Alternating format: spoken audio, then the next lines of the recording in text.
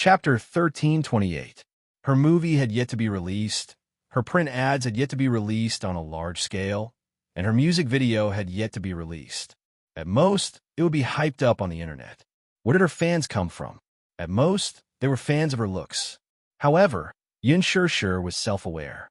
She knew very well that she was not a big shot to the extent that she would have fans no matter where she went on streets. She could be considered a fan. Usually, when a fan made such a request, as a celebrity, she would ignore it. Unless there were complete protection measures and bodyguards at the scene, only then would she be able to satisfy the fan's request appropriately. Even so, she could not get too close to the fan. This was what Qin Zhou had warned her. Because the entire team was planning a publicity stunt for her, they planned to tie her and Gu Xingzi together to increase her popularity. After all, in the entertainment industry, where the new and the old were replaced with each passing day, only the newcomers would be happy, but not the old ones. If there were no topics to talk about, they would be outdated very quickly. Yun Shirshir was currently in a slack period. She was a newcomer who had just debuted and did not have a lot of work yet. Other than some entertainment programs, she had not released any other works yet. Hence, the team hoped that during this period of slack, they could stabilize her popularity. Hence, they tied her and Gu Xingzi together for publicity purposes.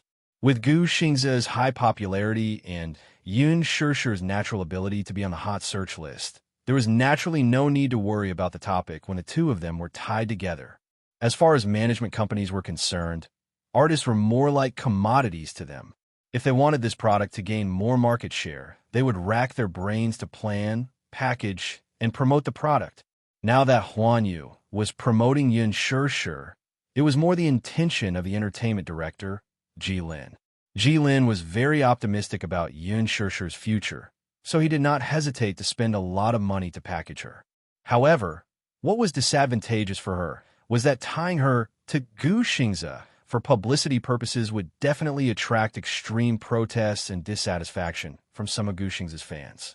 Long before this, Yun Shirshir had already received razor blades sent to the company by Gu Xingzi's die-hard fans. It wasn't just once.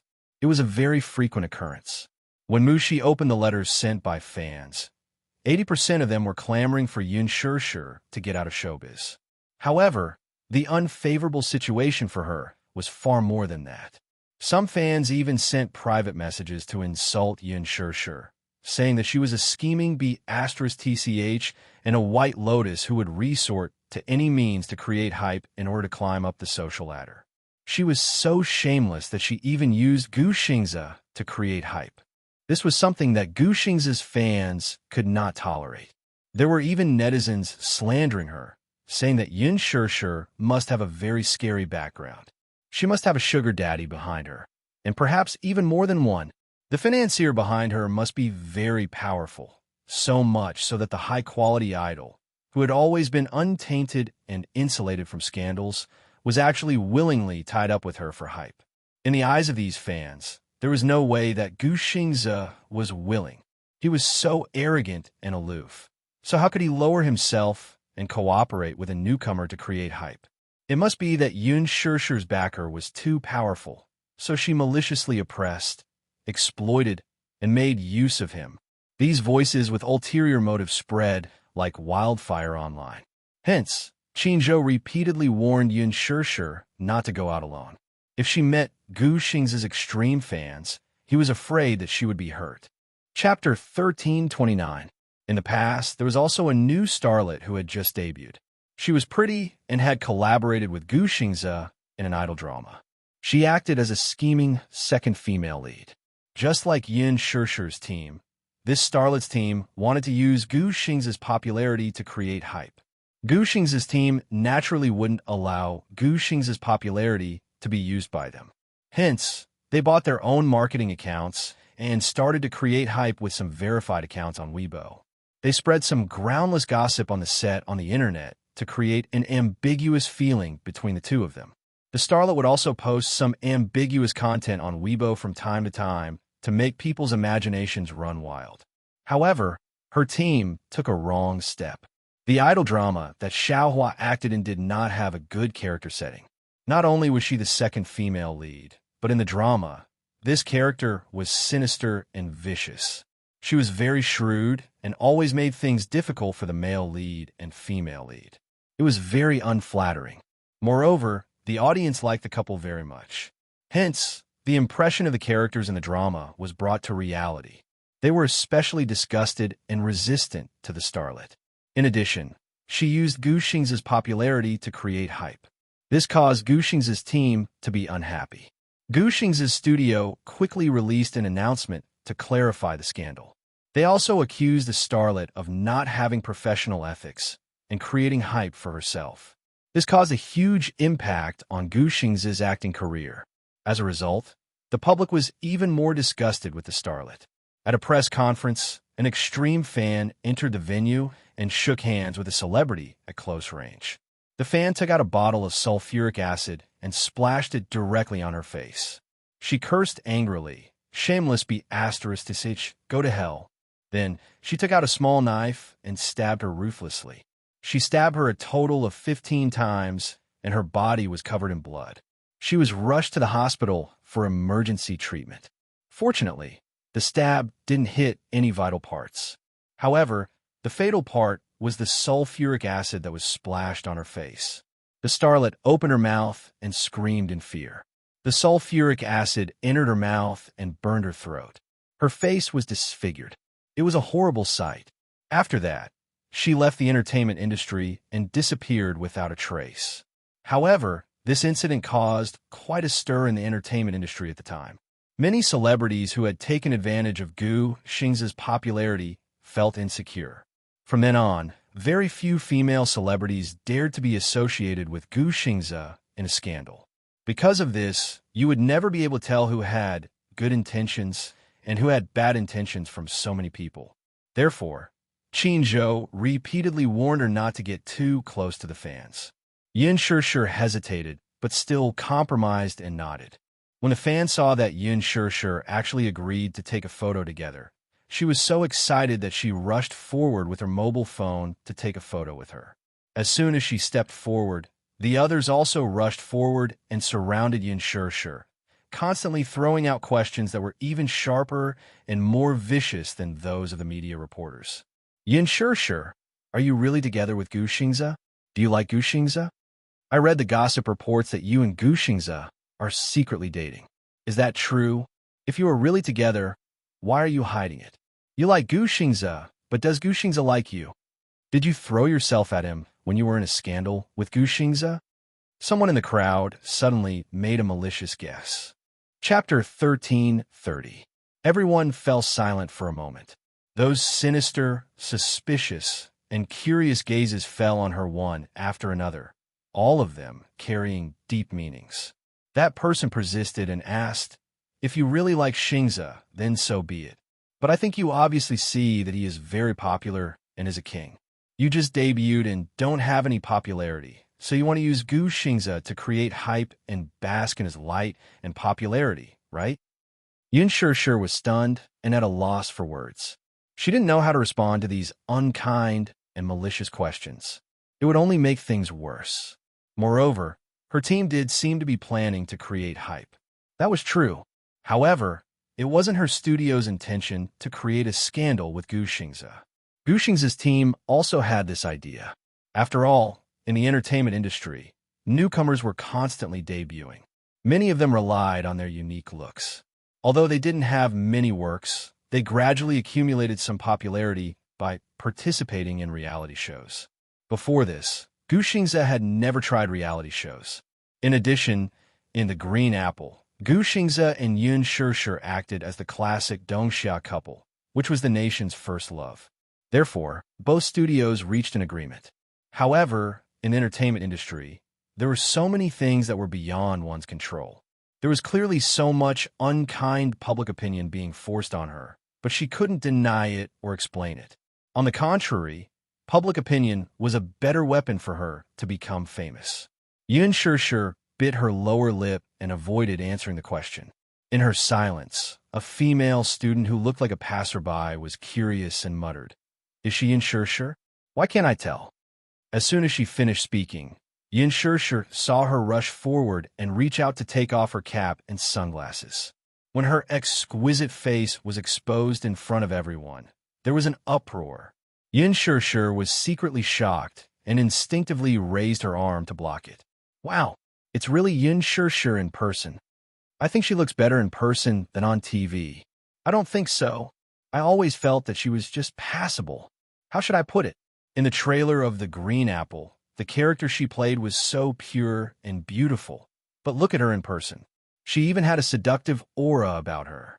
She looks like the reincarnation of a vixen. She's definitely a vixen. Otherwise, how could Xingzhe be so obsessed with her? The scandal has been hyped up for so long, but Xingzhe hasn't stepped forward to clarify it. Could it be that they're together? How is that possible? Why would Gu Xingzhe fall for her? He's not famous, and we don't even know if he has a clean background. Who knows? The crowd surrounded her and pointed at her, discussing animatedly. Yin Shirshir's hands hung weakly by her side. She lowered her head and looked lonely. Young Master Gong, there seems to be some movement over there. When Gong Jie passed by a corner of the mall, his accompanying assistant whispered to him. He came to this shopping mall today because Luji Holdings' largest flagship store was in this mall.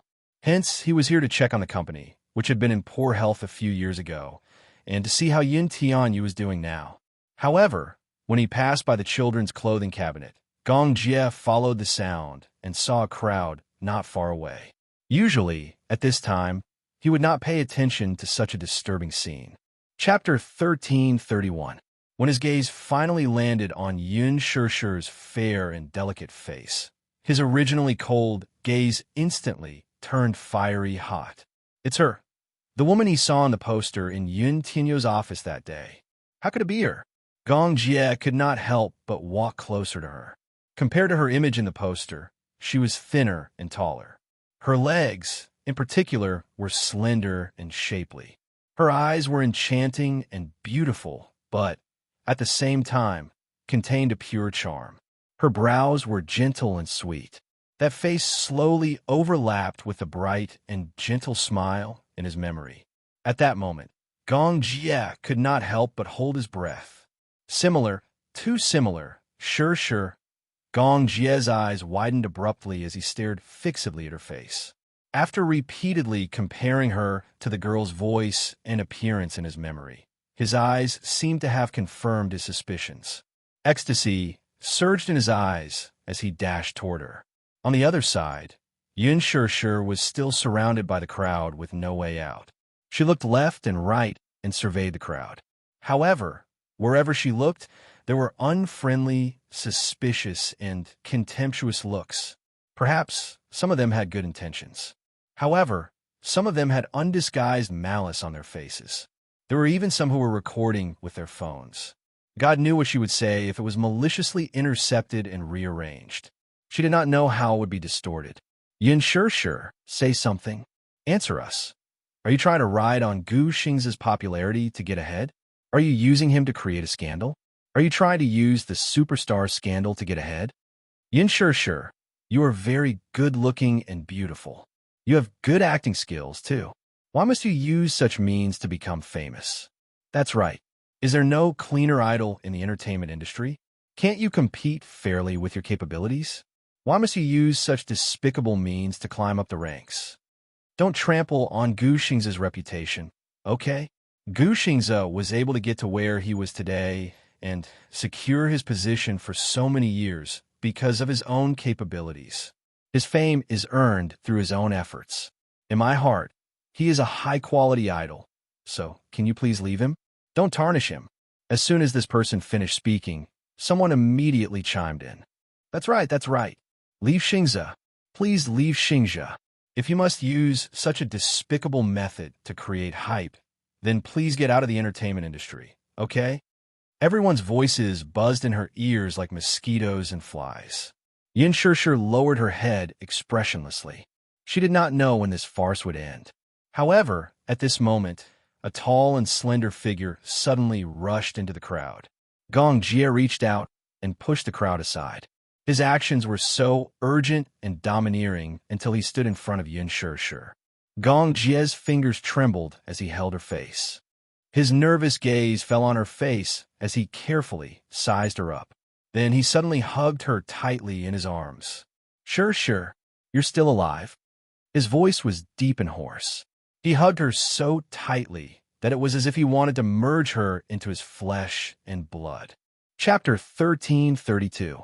Yin Sure was stunned. Her mind, which was already in a mess, was disconnected from the sudden situation. She could not connect the dots. Before she could see clearly who had rushed into the crowd, she was held tightly in the arms of a man, unable to move. She thought it was a fan and struggled subconsciously. Let go of me. Sure. Who are you? She flew into a rage out of humiliation and pushed him away with all her might, only to realize, to her chagrin, that this man was simply too strong. No matter how hard she tried and how hard she struggled, the man in front of her remained in this position and did not budge an inch. What was going on? Everyone was shocked and could not come back to their senses. Earlier, when Gong Jie had rushed into the crowd, everyone had immediately noticed this man. It was not because of anything else, but because he was too outstanding.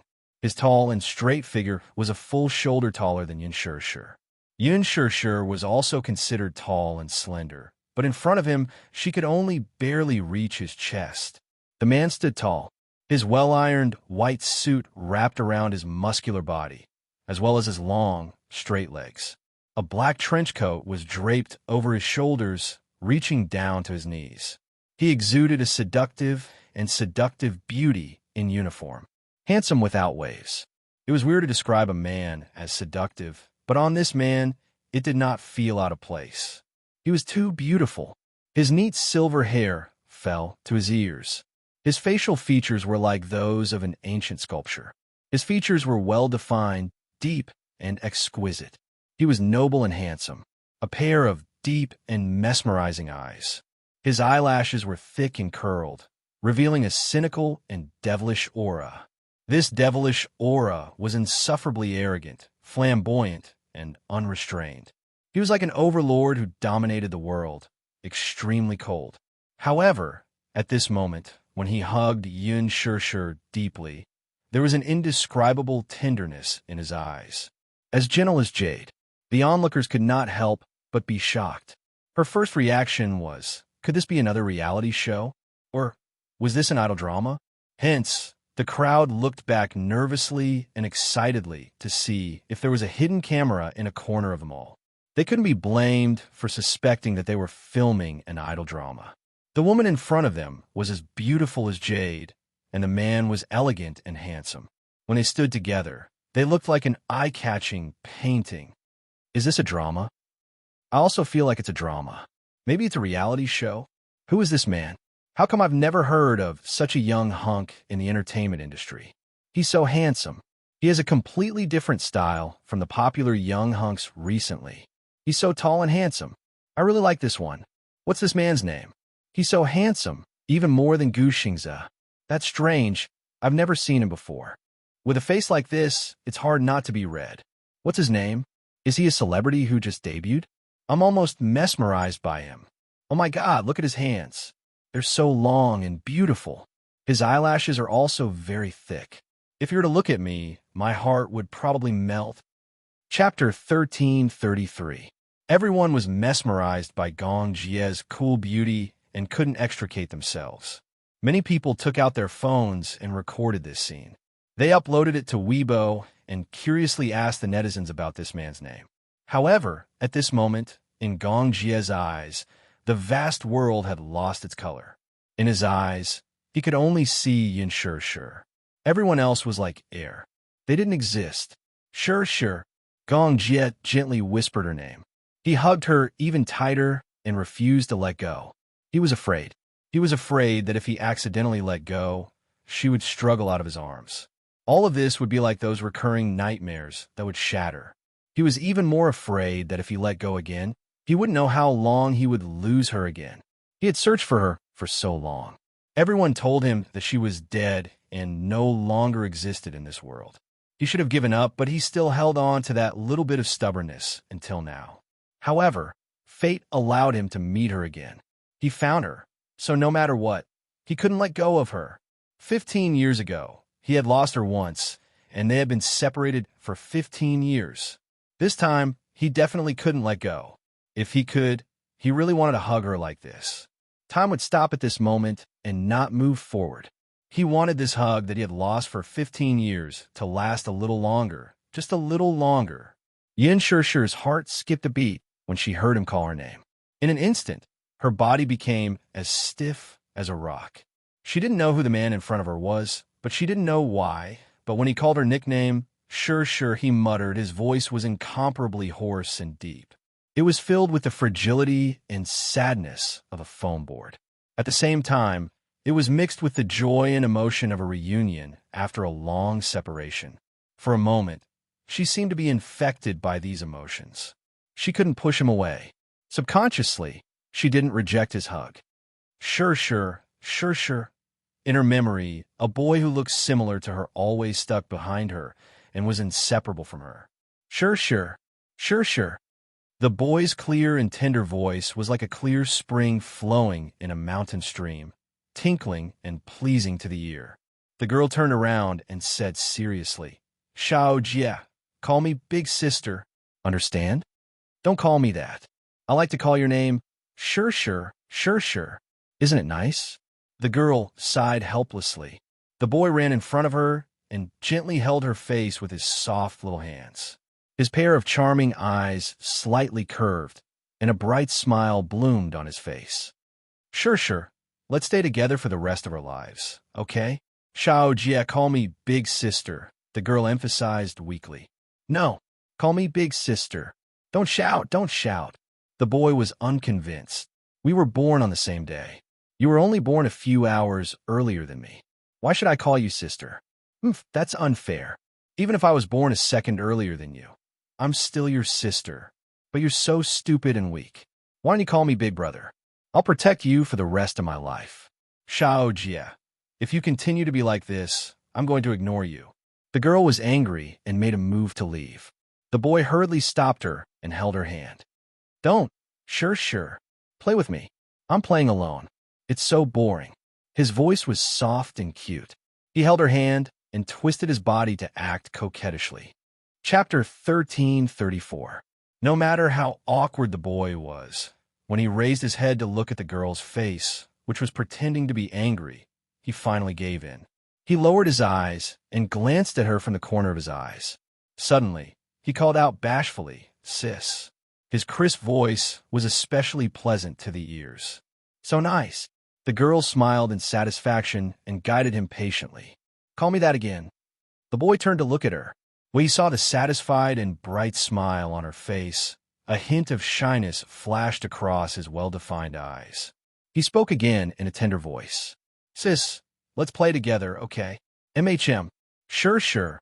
I've finally found you. Gong Jie muttered to himself as he hugged her even tighter. It was so tight that she felt like she was about to suffocate. When she heard his voice, she hesitated for a moment and was secretly puzzled. Why did she feel an inexplicable longing for his embrace? She clearly did not know him. Why did she feel a sense of closeness when they were strangers? She actually did not reject his hug at all.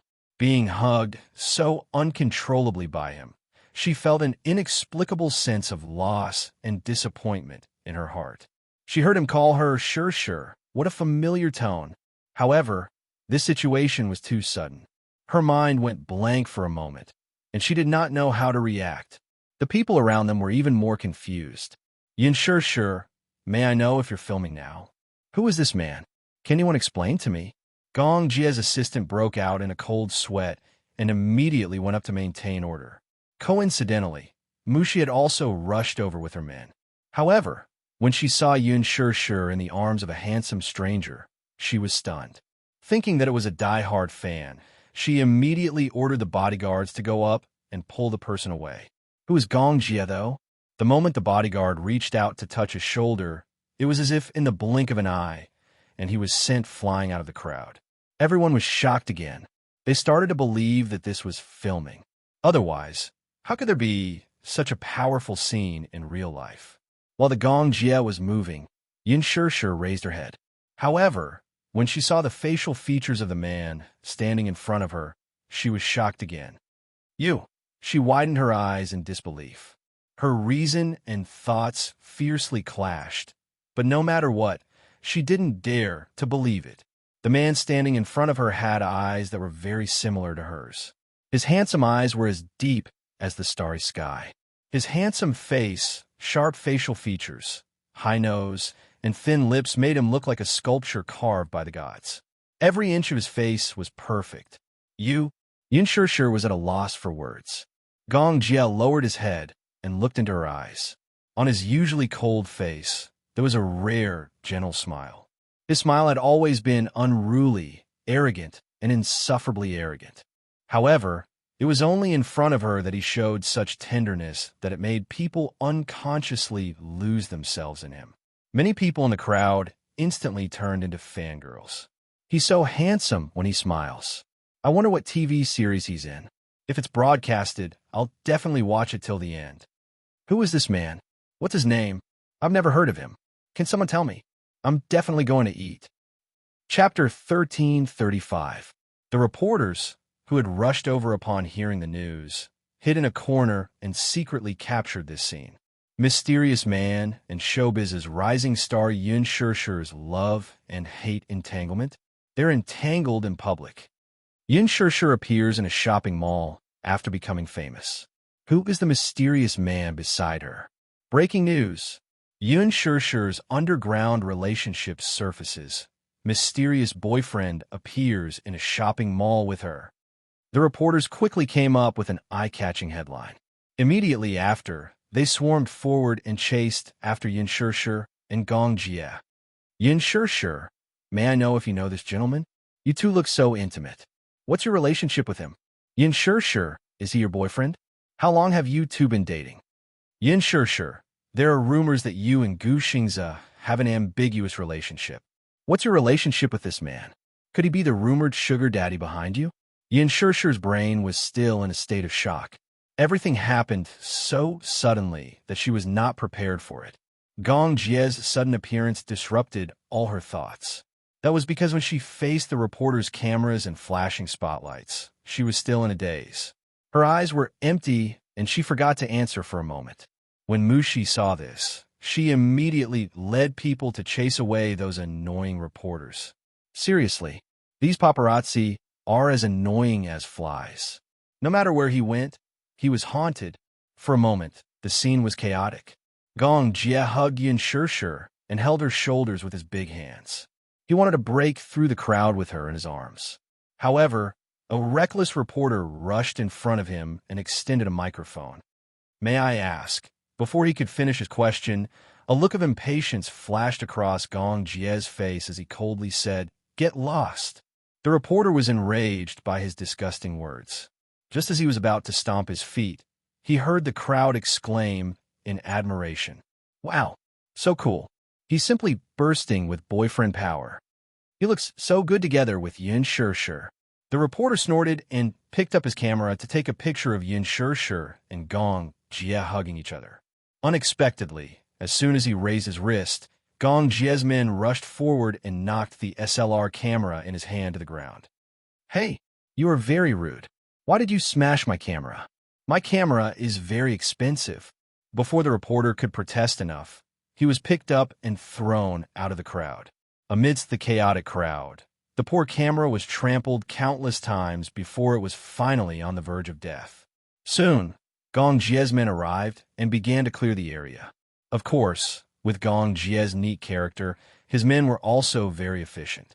Not only did they confiscate the cameras of all the media reporters and erase the photos that were secretly taken, but even the cameras and mobile phones of the innocent onlookers were also checked. They only let them go after confirming that they had not taken any photos that they should not have. In just 5 minutes, everyone had been cleared out. The scene quieted down in an instant.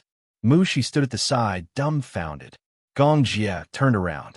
The moment he looked at Yin Shishir, his face regained its gentleness.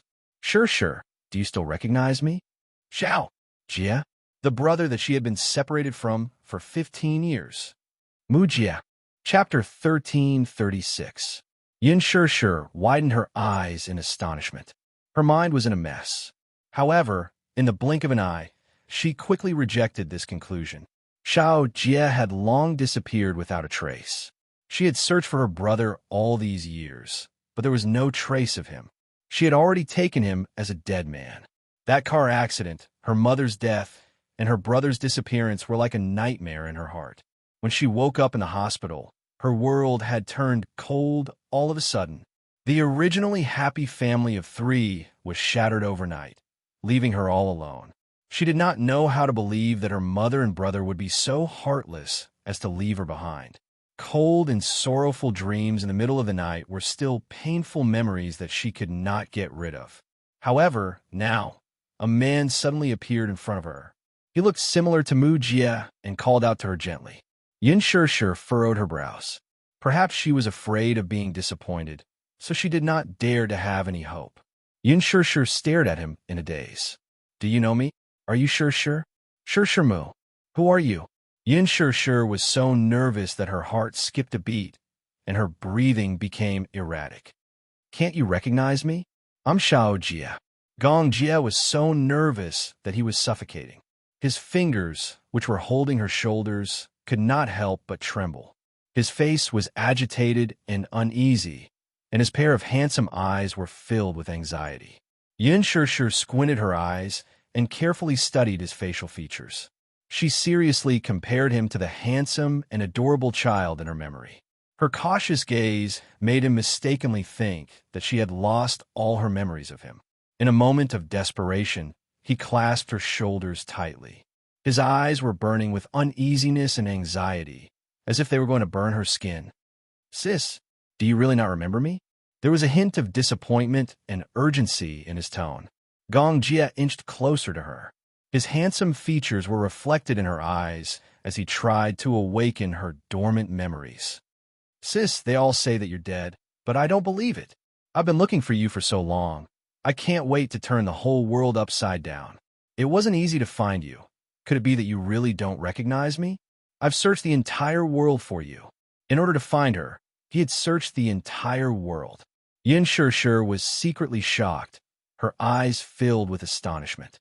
The memories that had been sealed in the bottom of her heart finally broke through the cage, and all the memories and images came back. Xiao Jie, it's really you? She asked timidly, obviously unable to believe whether this was a dream or reality.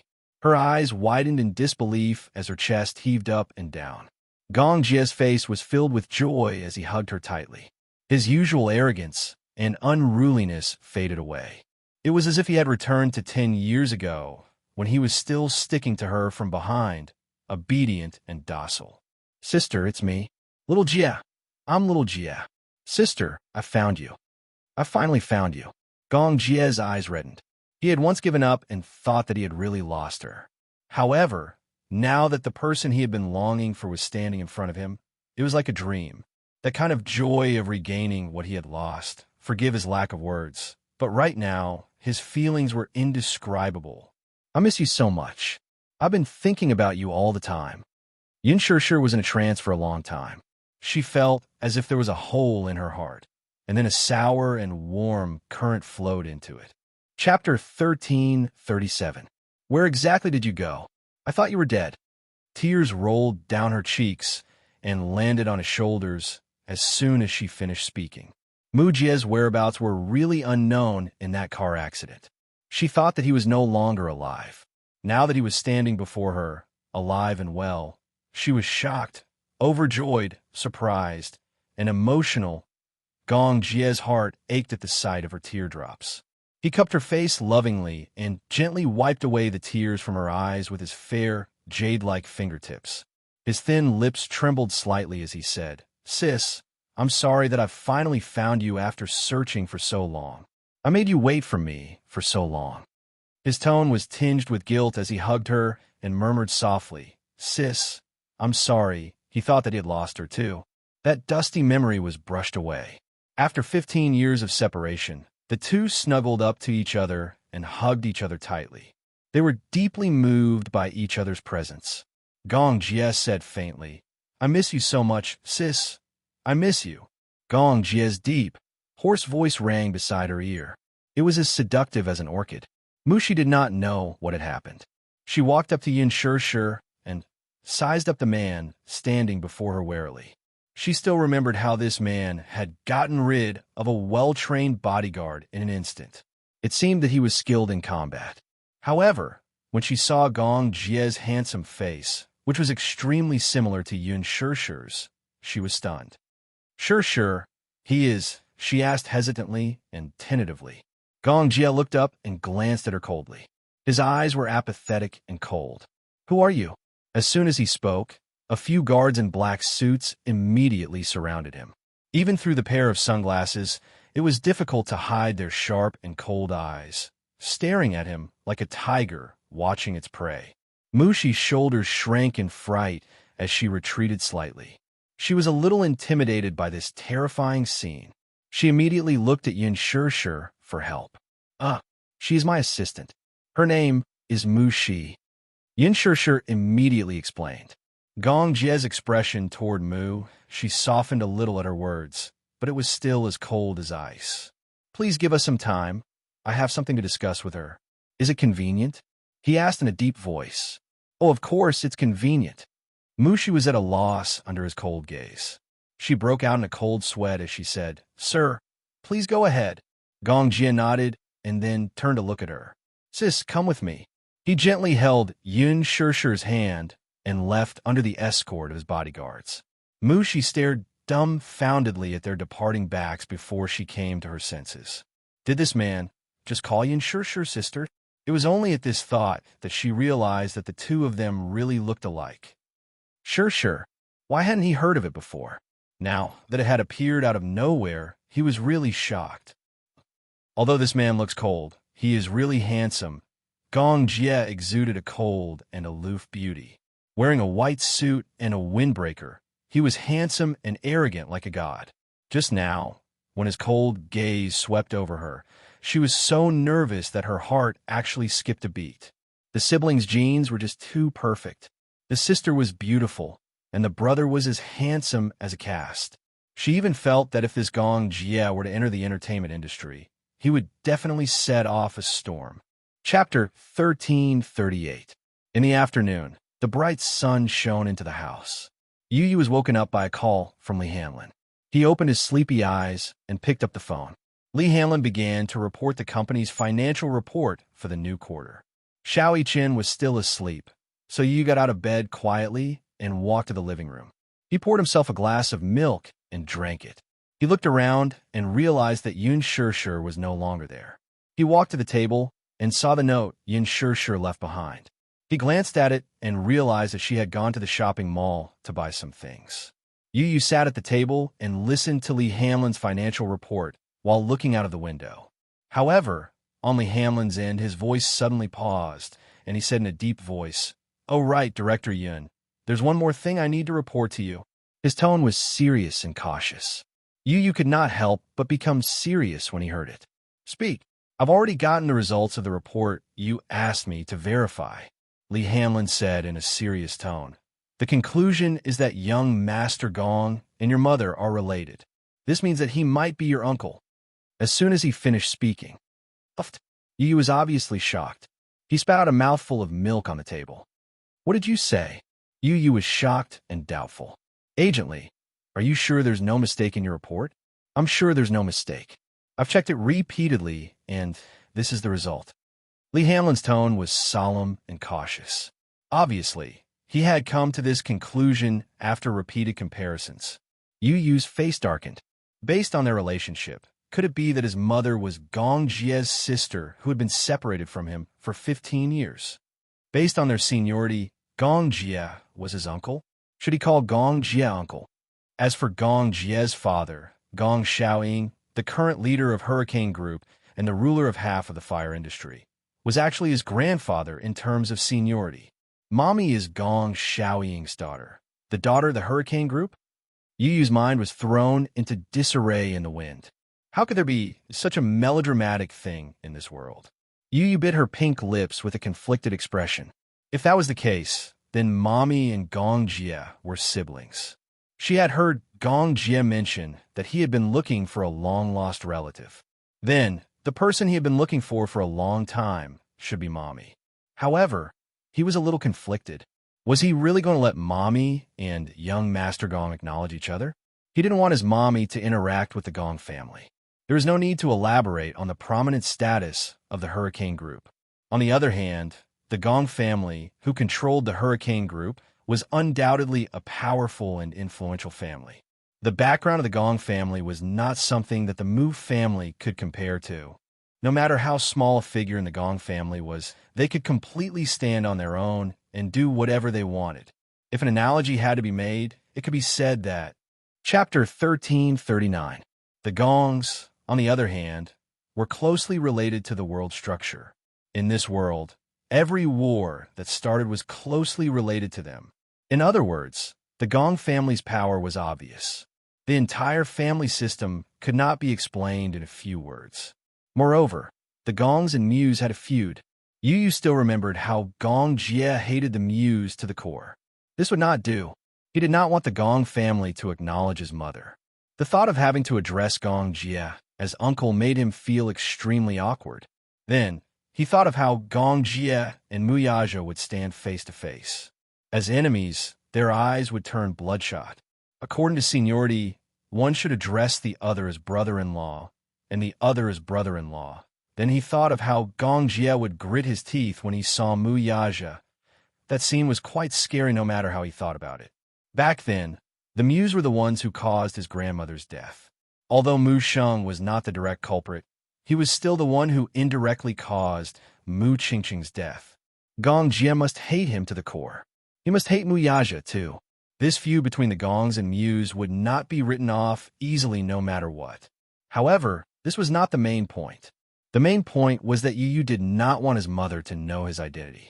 If she knew that he was involved in smuggling arms and oil at such a young age, he wondered what kind of shocked expression Mommy would have on her face when the time came. Yu had a headache and held his forehead. His temples were throbbing with a dull, throbbing pain. Director Yin, what should we do about this matter? Should we report it to Master Gong? Keep it a secret for now, Yu said in a low voice. Let me think about how to handle this matter. Just as he said that, the door lock turned.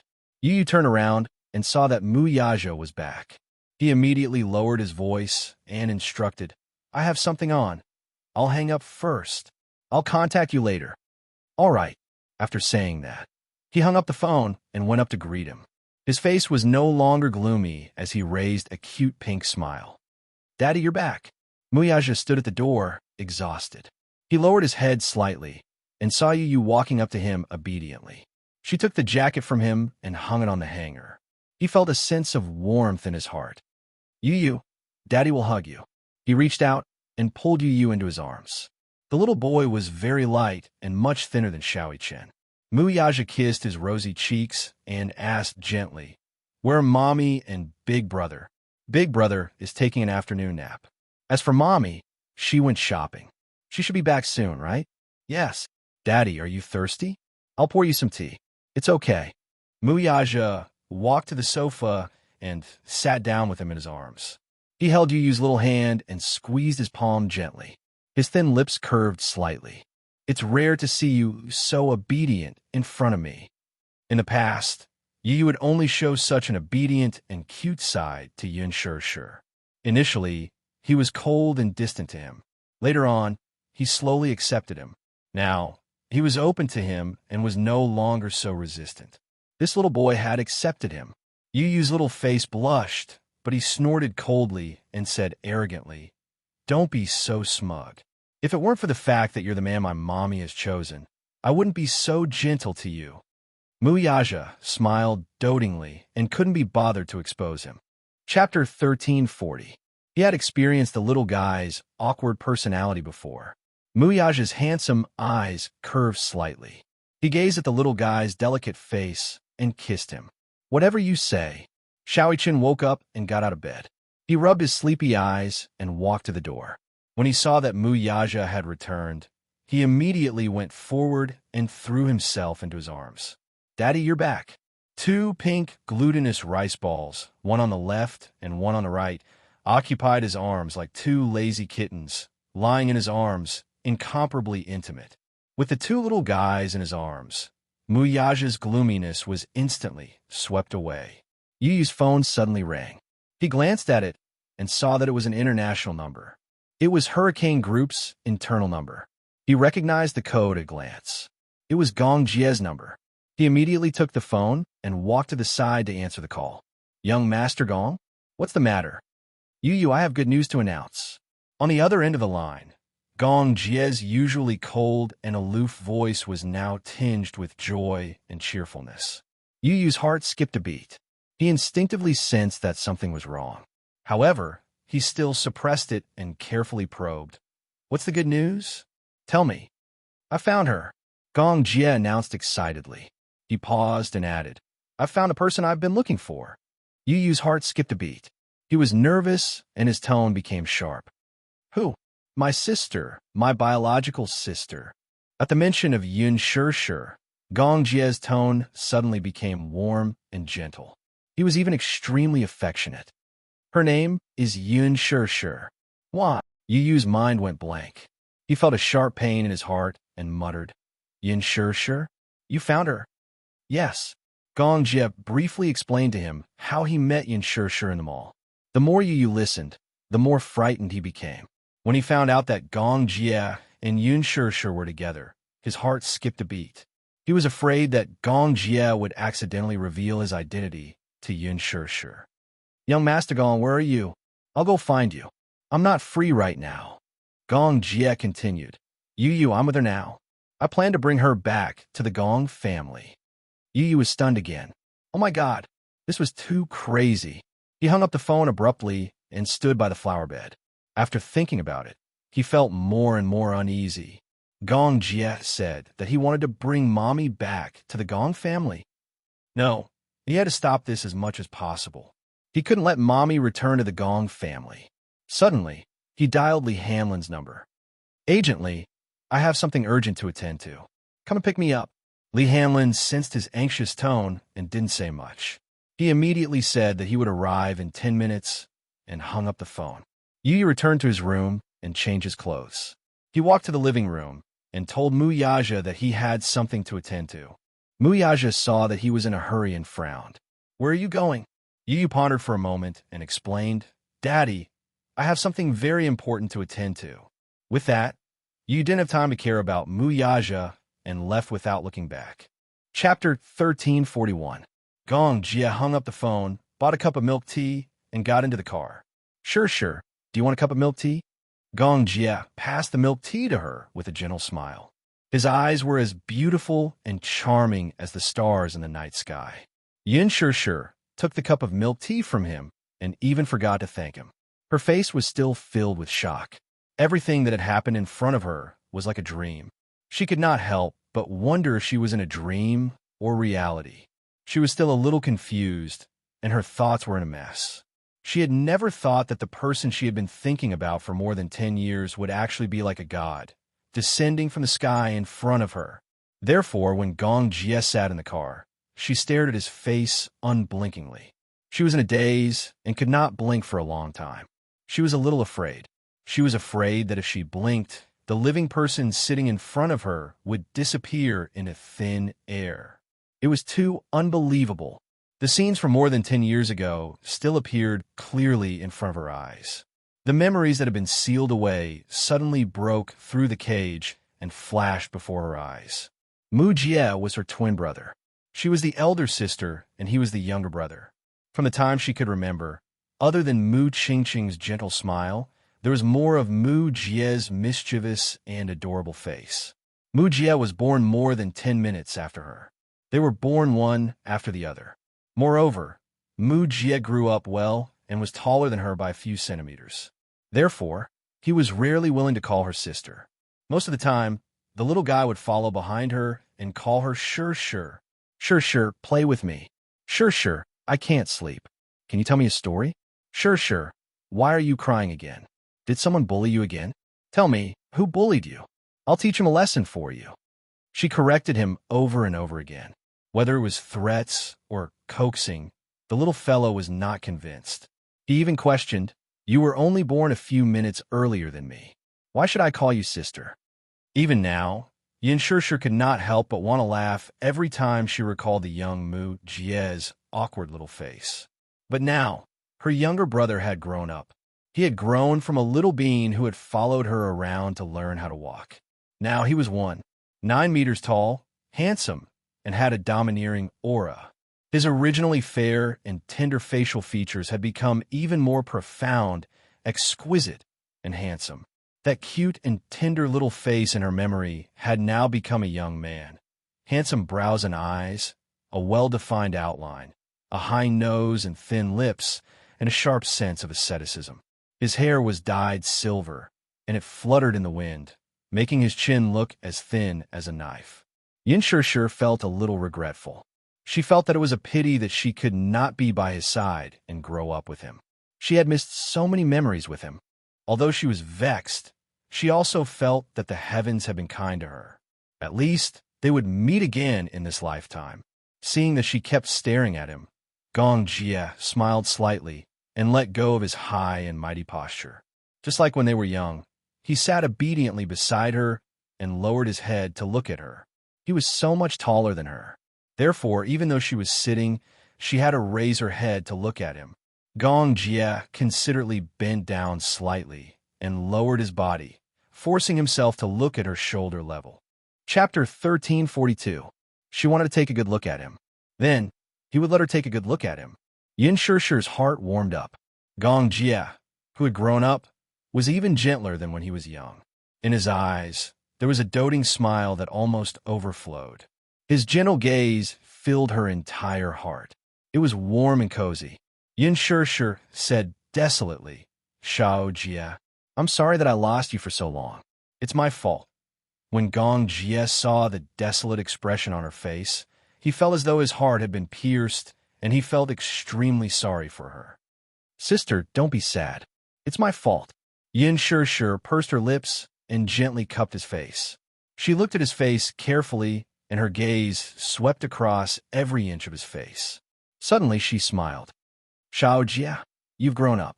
You're even more handsome than when you were young." Gong Jie smiled and grabbed her finger. He pressed it against his heart and said in a slightly annoyed tone, "Sister, I've been very handsome since I was young. That's a well-known fact." Yin Shishir was amused by him. She could not help but use her index finger to gently tap the tip of his nose. "You're still as shameless as when you were young. You haven't changed at all." This small action was something that Yin Shishir had done to him since they were young. Every time he was mischievous or did something wrong, he would hide behind her and need her to clean up the situation. She could not bear to blame him, so she would gently tap the tip of his nose and pretended to be angry. This was a little tacit understanding between the two of them. Gong Jie was a little greedy for the gentleness of her fingertips. He could not help but miss the innocent times when he was young. He said softly, "Sister, tap me again." Yin Shishir tapped him again with her fingertips. Gong Jie could not help but hold her hand and gently kiss the back of her hand. Then, he greedily pressed his face against it. The back of her hand was a little cold. She had been like this since she was young. Her physique was not good. Throughout the year, there was almost no warmth on her hand, especially on the back of her hand, which was always cold. During winter, she liked to stuff her hand into his embrace to warm it up. Every time this happened, Gong Jie's mouth would always twitch from her cold little hands. However, he couldn't bear to chase her little hand away. Thus, Gong Jie resisted the cold and silently warmed her hands. He didn't seem to care about it, as if he wasn't afraid of the cold, but in fact, he was freezing. "Sister, I'll take you back, okay?" Gong Jie leaned against the back of her hand and said softly. Yin Shishir was stunned. "Go back." "Back to where?" "Back to our home." Gong Jie looked up, his handsome face filled with joy. "If father knows that I've found you, he'll be very happy. He always thought that you were no longer in this world. Your appearance is a huge surprise to him." "Father?" Yin Shishir was even more confused. "What father?" "Our father." Yin Shishir's face froze, and her eyes dimmed a little. "Shao Jie, we only have a mother. We don't have a father. Have you forgotten?" Ever since she could remember, she had never seen her father. She only had her mother and her younger brother. As for who her biological father was, That man had never appeared from the beginning to the end. She had not even seen his shadow. From her mother, she knew that her biological father was a very handsome man. However, in her heart, this man had heartlessly abandoned them. At least, that was what she thought. Chapter 1343. Gong Jie seemed to have seen through her thoughts and said, "Sis, you've misunderstood. Father didn't abandon us." "Don't mention that man," Yin Shishir gloomily said. "He's not fit to be a father. I haven't even seen his shadow since I was young. Why should I acknowledge him?" After a pause, she asked suspiciously, "Shao Jie, where have you been for the past 10 years?" Gong Jie was silent for a moment before he looked up and told her what happened 20 years ago. Back then, when Hurricane Group was first established, it was just a shipping conglomerate. Gong Xiaoying, who is now an all-powerful military conglomerate, used to be the scion of a shipping family. His father was a famous shipping magnate, Gong Li. At that time, the Mu family's business was at its most glorious. At a banquet, Mu Qingsheng and Gong Xiaoying met by chance. At that time, Mu Qingsheng was wearing a luxurious dress. She walked in leisurely, attracting Gong Xiaoying's attention. At that time, Gong Xiaoying was in his 20s. He was suave and extraordinarily handsome. Although he had seen many beauties, he was still deeply stunned by Mu Qingsheng's splendid attire. He invited her to dance with him. Mu Qingsheng gladly agreed. Sparks flew between the two at the ball. They fell in love, got to know each other, and promised each other. Mu Sheng soon learned of this and immediately asked her to cut off her relationship with Gong Xiaoying as soon as possible. In his eyes, the Gong family at that time could not be compared to the Mu family at all. Moreover, he was selfish toward her. He only hoped that she could stay by his side.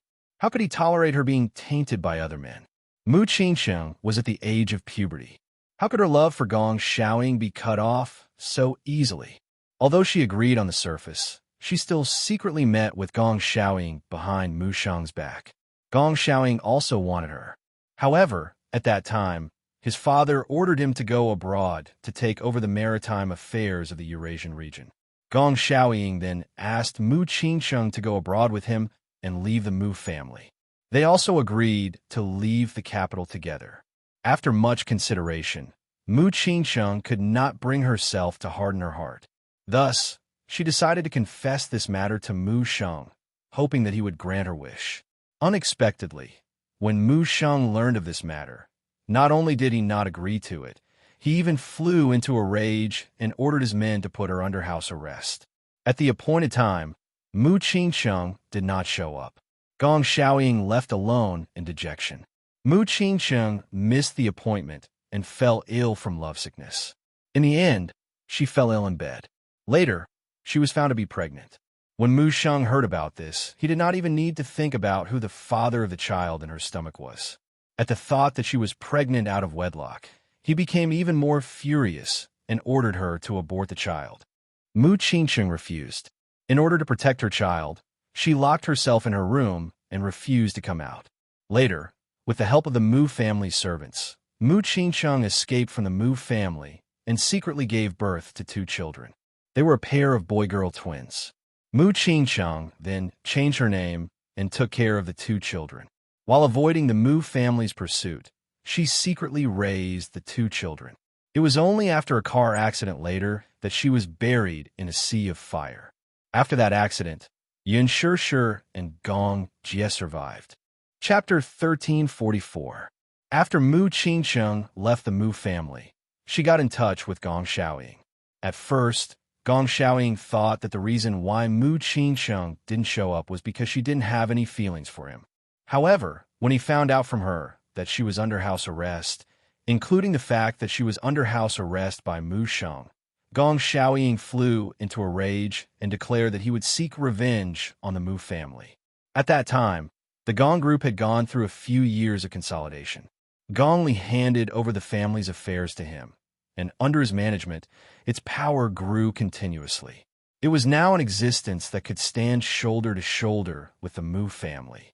In front of the Mu family, the Gong family had the confidence to be arrogant. However, Mu Qingsheng cared about their relationship and asked Gong Xiaoying not to hurt the Mu family's foundation even if he wanted to take action. Gong Xiaoying, however, did not listen to her. In a fit of anger, he mobilized all his forces to deal a heavy blow to the Mu group. At that time, Mu Sheng's mind was not on the Mu group at all. He was focused on finding Mu Qingsheng and had no time to care about the Mu group. Hence, under the Gong family's attack, the Mu group suffered a heavy blow. From then on, the Mu group's morale was low and could not recover from the setback. Gradually, rumors spread in the capital that the legendary Mu group was about to collapse. It was only later when Mu Yaja took office and turned the tide, bringing the Mu group back on track. Of course, this was all in the future. Gong Xiaoying was overjoyed when he learned from Mu Qingsheng that she had given birth to a pair of children for him. He was overjoyed when he learned that they had a pair of children. He promised her that, after this storm, he would bring her and the children back to the Gong family and live happily together. Mu Qingsheng's heart was filled with longing. Being able to live happily with a man she loved was the most beautiful dream in her heart. For this, she had been waiting for him silently without any complaints or regrets. However, at that time, Gong Xiaoying had already single-handedly established the Hurricane Group.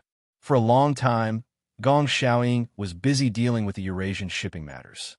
Hence, he could not be in two places at once, and could only entrust Mu Qingsheng and the children to a trusted aide in the country. That aide had some authority, too, with him covering for them. Mu Sheng could not find Mu Qingsheng's hiding place for a while. On the day of the car accident, Mu Qingsheng and Gong Xiaoying had agreed to meet at the port for him to bring her away. On that day, Gong Xiaoying had waited for her for so long, but she still didn't show up. In the end, he missed her again. Regretfully, this missed opportunity for a lifetime. The only thing he received was a piece of unfortunate news and a handsome boy brought back by his men from the hospital. That boy had temporarily lost a part of his memory in that car accident due to external injuries. He forgot his own name, forgot who his mother was, forgot who his relatives were. Mu had even forgotten who he was. When he opened his eyes, his mind was in a state of chaos. He was in a daze. Gong Xiaoying's men arrived and brought him back to the Gong family. When a man learned of Mu Qingsheng's death, he was stunned for a long time. Other than grief, he felt even more lost and powerless. At that time, he already had a lot. However, the woman he wanted the most was always missed by a series of coincidences. He missed her again and again. Chapter 1345. He sank into deep regret and pain, unable to extricate himself from it. For a long time, he was unable to recover from his shock. When his men brought Gong Jie to him, Gong Xiaoying squatted down in front of the child and carefully examined him. The child's facial features were well defined. Although he was still young and childish, he could vaguely see his own reflection on his face. His eyes, in particular, were similar to Mu Qingsheng's. According to his men, only one of the two children survived. His daughter, too, had unfortunately lost her life in the accident. His son, on the other hand, was the only survivor of the accident. Gong Xiaoying was so heartbroken that he was on the verge of paralysis. He spared no effort to investigate this matter. He initially thought that the accident was a natural disaster, but when the truth was revealed, he did not expect it to be a man-made disaster. It was said that Mu Qingsheng was chased by the men sent by the Mu family on her way to the harbor. After more than an hour of desperate struggle, the car could not brake in time and careened off the cliff, crashing down. According to the investigation report, the brake malfunction was due to someone tampering with it. When Gong Xiaoying received this report, his hands trembled uncontrollably. He hated it. He hated it. He hated the cruel executioner of the Mu family to the bone. At the same time, he was filled with regret. Mu Sheng, that devil. If he had known this would happen, he would not have listened to Mu Qingsheng's advice not to hurt the Mu family's foundation. Alas, what did her gentleness, kindness, and understanding get in return? In return, it was that devil's selfish possessiveness and overbearing lust. If it were not for that tyrant, his woman would not have been separated from him forever. Gong Xiaoying's hatred and disgust toward the Mu family were unreservedly instilled in Gong Jie's mind. Therefore, Gong Jie hated the Mu family to the core. It was also because of this that when Gong Jie mentioned the Mu family, the hatred that had been deeply imprinted in his heart since he was young would unscrupulously erupt. It was as if the hatred for the Mu family had already evolved into his nature. He only knew that if it weren't for the Mu family, his mother and sister wouldn't have died in the car accident. If it wasn't for the Mu family, perhaps her father and mother would have lived happily together for the rest of their lives. They wouldn't be separated forever like this. Therefore, the seed of revenge had been planted in his bones since he was very young. As time passed, it grew stronger and stronger. His hatred for the Mu family had already seeped into his bones and blood. It was inseparable. It was rumored that the head of the Gong family, Gong Xiaoying, had 4 children. It was said that Gong Xiaoying's first child had died at an early age due to a mishap. If not for that mishap, the child would have been 24 years old by now. Gong Jie, on the other hand, was ranked second, so everyone respectfully addressed him as second master. Although he was the second young master, Gong Jie's position in the Gong family was undoubtedly the oldest. As the eldest son and a core member of the Hurricane Group, Gong Jie's performance did not disappoint and was outstanding. When he debuted and took over the company's affairs, he was only 12 years old. In order to let him gain experience, Gong Xiaoying put the North American market under his name. Chapter 1346. In just 3 short years, Gong Jie had become an independent figure. Now, at the age of 24, he had become the leader of the Hurricane Group and the chief commander of the North American market. At the same time, he was also a core member of the Hurricane Group's Eye in the Sky plan. He held a prominent position. If there were any role in the Hurricane Group that Yu admired, it would be the crown prince of the Gong family, the person in charge of the North American market, Gong Jie. Sis, come back to the Gong family with me. If father knows that you're still alive, he'll be very happy. Yin Shishir was stunned. The Gong family. What kind of place is that? It's your home. No. Yin Shishir's smile faded a little. My home is here. Gong Jie was stunned. He felt as if his heart had been stabbed. Shao Jie, I really don't have any concept of our home or our father that you're talking about. I grew up in this city and settled down here. This is my home. Yin Shishir said calmly. As for the so-called Gong family and their so-called father that Gong Jie had mentioned, her heart did not waver at all. She had no intention of acknowledging him either. She still felt a little hatred and alienation toward Gong Xiaoying. Back then, if he hadn't been so meticulous and focused on his career, if he had been able to fulfill his responsibility as a man and protect his mother, her mother would not have died at such a young age. Mu Qingqing's death was indeed related to the Mu family. However, as a man who had been entrusted to his mother, how could he not protect her? Could it be that he did not have the ability to do so? Not necessarily. Those were just excuses. At the end of the day, it was because in his heart, his mother's position was not as important as his career. Therefore, Yin Shishir also felt a little resentment toward Gong Xiaoying. Moreover, so many years had passed. She really did not have any feelings for this nominal father of hers. If she really returned to the Gong family with Gong Jie, what would happen to Yu? What would happen to Xiao Chen? Would the Gong family acknowledge these 2 children? Gong Xiaoying hated the Mu family so much that he hated them to the bone. How could she hope that Gong Xiaoying would acknowledge the 2 children? Yu and Xiao Chen had the blood of the Mu family. What about the blood of the tyrant that Gong Xiaoying hated to the core? Would he acknowledge them? Even if he was willing to acknowledge Yu? And what about Mu Yaja? He would definitely not acknowledge him. She didn't want to follow in her mother's footsteps and repeat her mistakes. Gong Xiaoying, Ichen's sister. Gong Jie's heart throbbed painfully. It wasn't easy for me to find you. I don't want to lose you again. Can't we go home together? Yin Shishir was silent for a moment. Then, she said slowly, Shao Jie, I'm really happy to know that you're still alive. However, I really can't do it if you wanted to go back to the Gong family with you. She paused for a moment. Her eyelashes trembled slightly. Then, a trace of loneliness appeared on her face.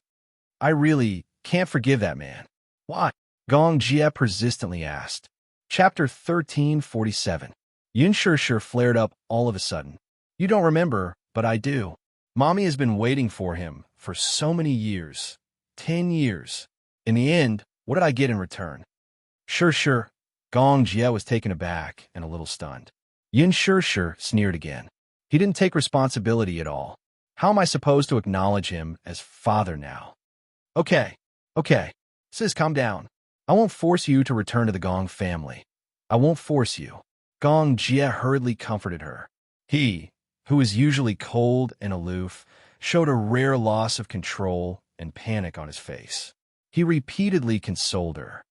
I won't force you to acknowledge your father. I won't. So, sis, don't be so agitated, okay? Okay. Anyway, I won't return to the Gong family. Yin Sure reiterated her stand. Gong Jie was a little frustrated, but there was nothing he could do about it. Sis, let's have dinner together today. No, I have to go home. Yin Sure thought of Yu and Xiaoi Chen. They should still be waiting for her at home. It was time for her to go home. Gong Jie was reluctant, but he could not bear to force Yin Sure, so he did not ask her to stay for dinner. He gently asked, "Where is your home? I'll send you back." Yin Sure gave him an address, and Gong Jie instructed the chauffeur to send her home. On the way, Yin Tianyu called. The moment the call went through, Yu's anxious voice could be heard from the other end. "Mommy, where are you now?" "I'm on my way home." Yu was startled and still had lingering fears. He thought that his mommy was about to be kidnapped back to the Gong family by Gong Jie, so he was rushing over to rescue her. Yu sighed helplessly and ordered Li Hamlin to turn around and prepare to return home. Since mommy was going home, he was relieved. Moreover, from Yin Shure's tone, he could not detect anything strange. It seemed that the Gong Jie had not revealed his identity for the time being. Mommy probably did not know about it yet. Yu heaved a sigh of relief. "Mommy, when are you coming home?" he asked again obediently. About 10 minutes left. Yu's tone immediately lightened up. "All right, then I'll wait at home for mother's return." Yin Sure hung up the phone. Gong Jie immediately asked with concern, "Who called?" Yin Sure did not hide anything from Gong Jie. She smiled and said, "My son." Gong Jie was stunned and couldn't come back to his senses for a long time. "You have a son?" "Yes." "In that case, Xiao Jie, you're an uncle now." Gong Jie still could not come back to his senses for a long time. "You're still so young. Why did you?" Gong Jie was confused. He finally digested this fact. His thin lips twitched slightly and formed a complicated arc. "I didn't expect that I already have a nephew." Yin Shure's lips curled into a smile. Her mood brightened at the thought of the two lads. "How old are you?" "He just had his birthday not long ago." "He's 7 years old." 7 years old? Gong Jie was shocked again, and his gaze froze. You gave birth at the age of 18? Because of this, Gong Jie's expression could not help but turn ugly. Chapter 1348. There was no doubt that she had given birth to a child before getting married. However, what Gong Jie was more concerned about was why she had given birth to a child before getting married. How could this be? A bad feeling arose in Gong Jie's heart. What exactly did a girl go through at the age of 18 to have a child before getting married? She was only 24. The child was already 7 years old.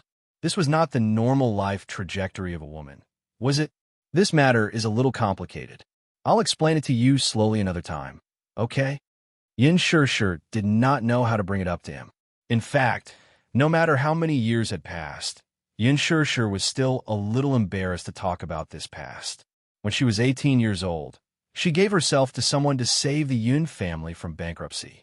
She took the unconventional path and signed a surrogacy contract with the Mu family.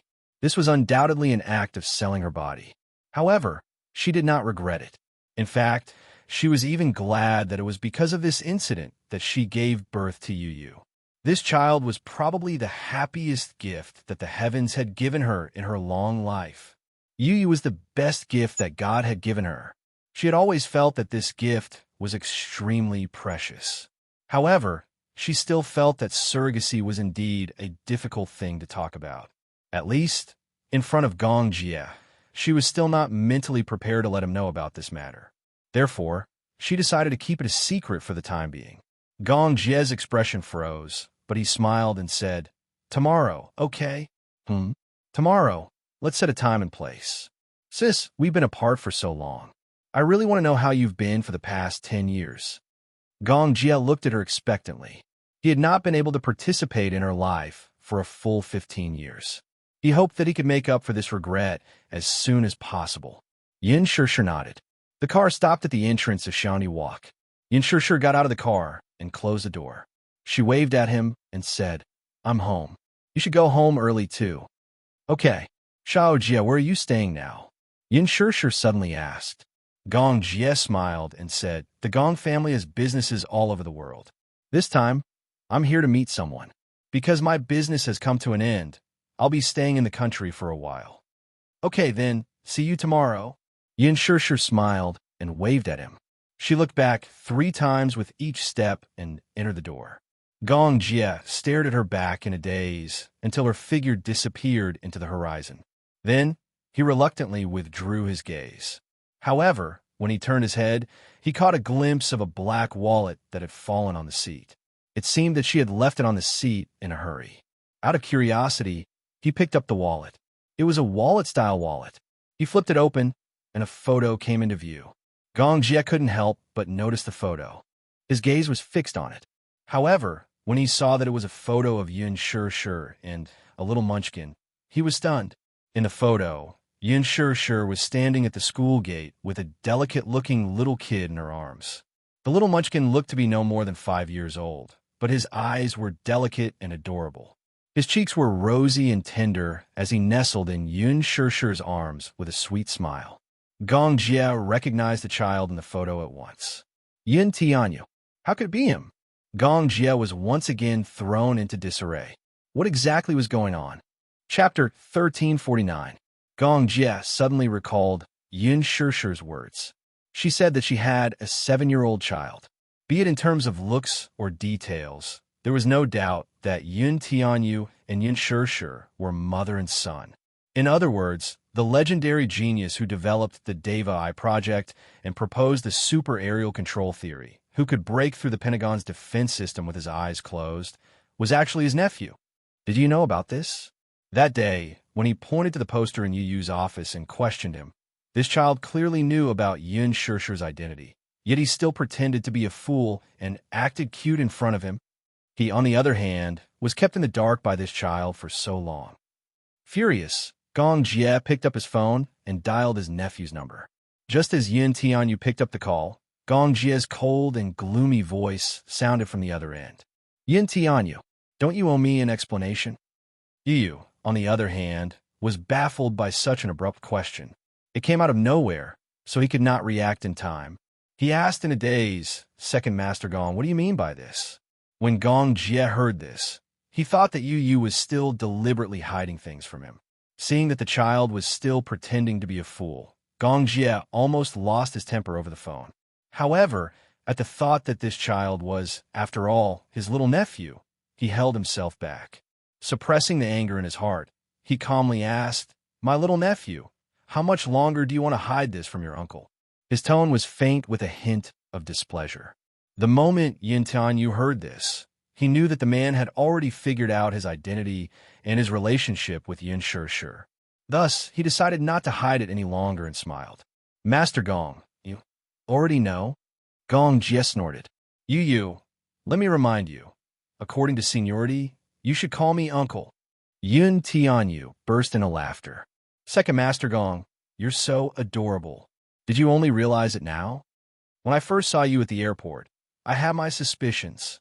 It's just that I had too many things on hand at that time, so I didn't have time to prove it. Yu Yu paused and suddenly frowned in disdain. You're so slow and stupid. I'm starting to wonder if you're my biological uncle. Gong Jia's face darkened at once. He gritted his teeth and said, How dare you tease me? I wouldn't dare. How would I dare to tease my uncle? Although Yu Yu said that, she was just teasing him. Gong Jia was getting angrier and angrier. Yin Tianyu was obviously teasing him.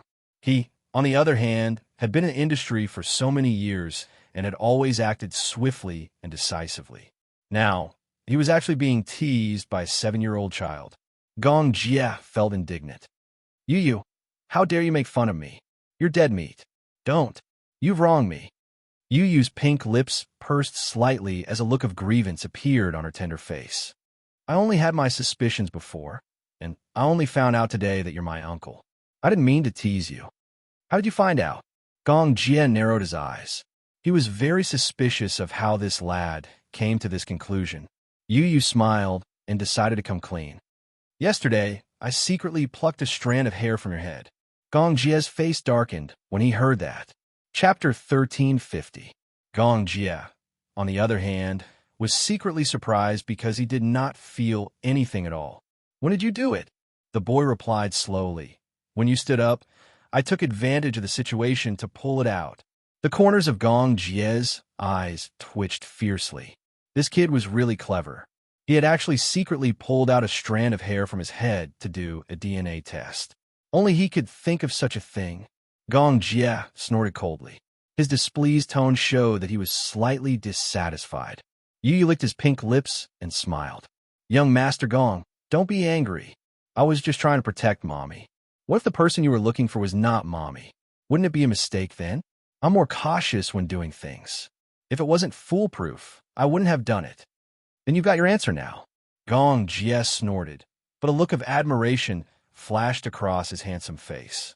Although he still felt that it was quite unpleasant to be teased by a 7-year-old child. However, when he thought about how Yu Yu had done it to protect Yin Shishir, he was full of admiration. After all, if it were him, he would also be so cautious and confirm before making a decision. Yu Yu muttered, now I know. You're Mommy's younger brother. No wonder, from the first time I saw you, I felt that you and Mommy looked a lot alike. At that time, I started to have my suspicions. When he said this, Yin Shishir's gentle smile suddenly appeared in Gong Jie's eyes. His eyes were as gentle as water in an instant. Yes, your Mommy and I have looked very alike since we were young. People who saw us were very surprised. They said that we looked like we were made from the same mold. Twins of different sexes were the union of different eggs. Generally speaking, it was very rare for twins of different sexes to look so alike. However, for some reason, Yin Shishir and Gong Jie looked like they were made from the same mold since they were born. When they were young, Mu Qingcheng thought it was fun, so she cut Yin Shishir's hair short and put on a little suit. She also let Gong Jie's hair grow long and put on a little skirt. When they stood together, they did not look out of place at all. Both of them had a pair of eyes that could captivate all living things. Their eyes were like silk. Gong Jie's eyes were very long. Coupled with his deep eyes and thick and long eyelashes, at first glance, it looked like he had put on very deep eyeliner. Yu Yu found it interesting as well. Gong Jie and Yin Shishir stood side by side, and one could tell at a glance that they were siblings. Gong Jie said coldly, since you know my identity, shouldn't you change the way you address me? Yu Yu's eyebrows raised. There's no hurry to change the way I address you. He had a feeling that he was at a disadvantage when he changed from young Master Gong to uncle. He was a little unhappy. Gong Jie smiled evilly and said playfully, little nephew, if I'm not wrong, your Mommy doesn't know about your relationship with the Hurricane Group, right? Yu Yu was stunned. So, she doesn't know about your identity? Has she been kept in the dark about what you've done in Hurricane Group in the past 2 years, as well as the waves you've stirred up? Gong Jie's voice deepened as his tone deepened with a hint of meaning. Yu Yu was speechless. He did not even need to think about what Gong Jie was trying to say. Yu Yu was speechless as he looked into the distance. This Gong Jie was more two-faced than he thought. Chapter 1351. Gong Jie did not know what he was thinking, though, so he decided to provoke him further. Actually, I'm curious too. What would your Mommy think if she were to find out that you're playing with arms, smuggling, oil, and hacking at such a young age instead of studying properly? She'll definitely teach you a lesson. Uncle. On the other end of the line, Yu Yu said through gritted teeth. Gong Jie was satisfied. Good boy, little nephew. But I'm curious too. Yu Yu's eyes were smiling. Take a guess. If Mommy finds out that her precious son is playing with these things at such a young age, and that it was his uncle who taught him, what will she think? Gong Jie's face darkened instantly. Mimicking his earlier threatening tone, Yu Yu casually enunciated each word. Uncle, If mommy finds out that you've brought me into the oil business, smuggling business, and even instigated me to play with firearms, she'll definitely explode in anger. It's scary just thinking about it when mommy gets angry. Gong Jie immediately softened and lost all of his earlier arrogance. Yu, let's talk things over. Don't threaten people so easily. Yu was satisfied. This round was a draw. No one was at a disadvantage. When it came to eloquence, he had never lost to anyone. Gong Jie held the phone and had a lot of questions to ask. He had been separated from Yun Shishir for 15 years. 15 years was not a long time, but it had taken up 3/4 of his life. After being separated for such a long time, he had a lot of things to say and a lot of questions to ask. However, when the words reached his throat, they were stuck. For a moment, he could not think of anything to ask.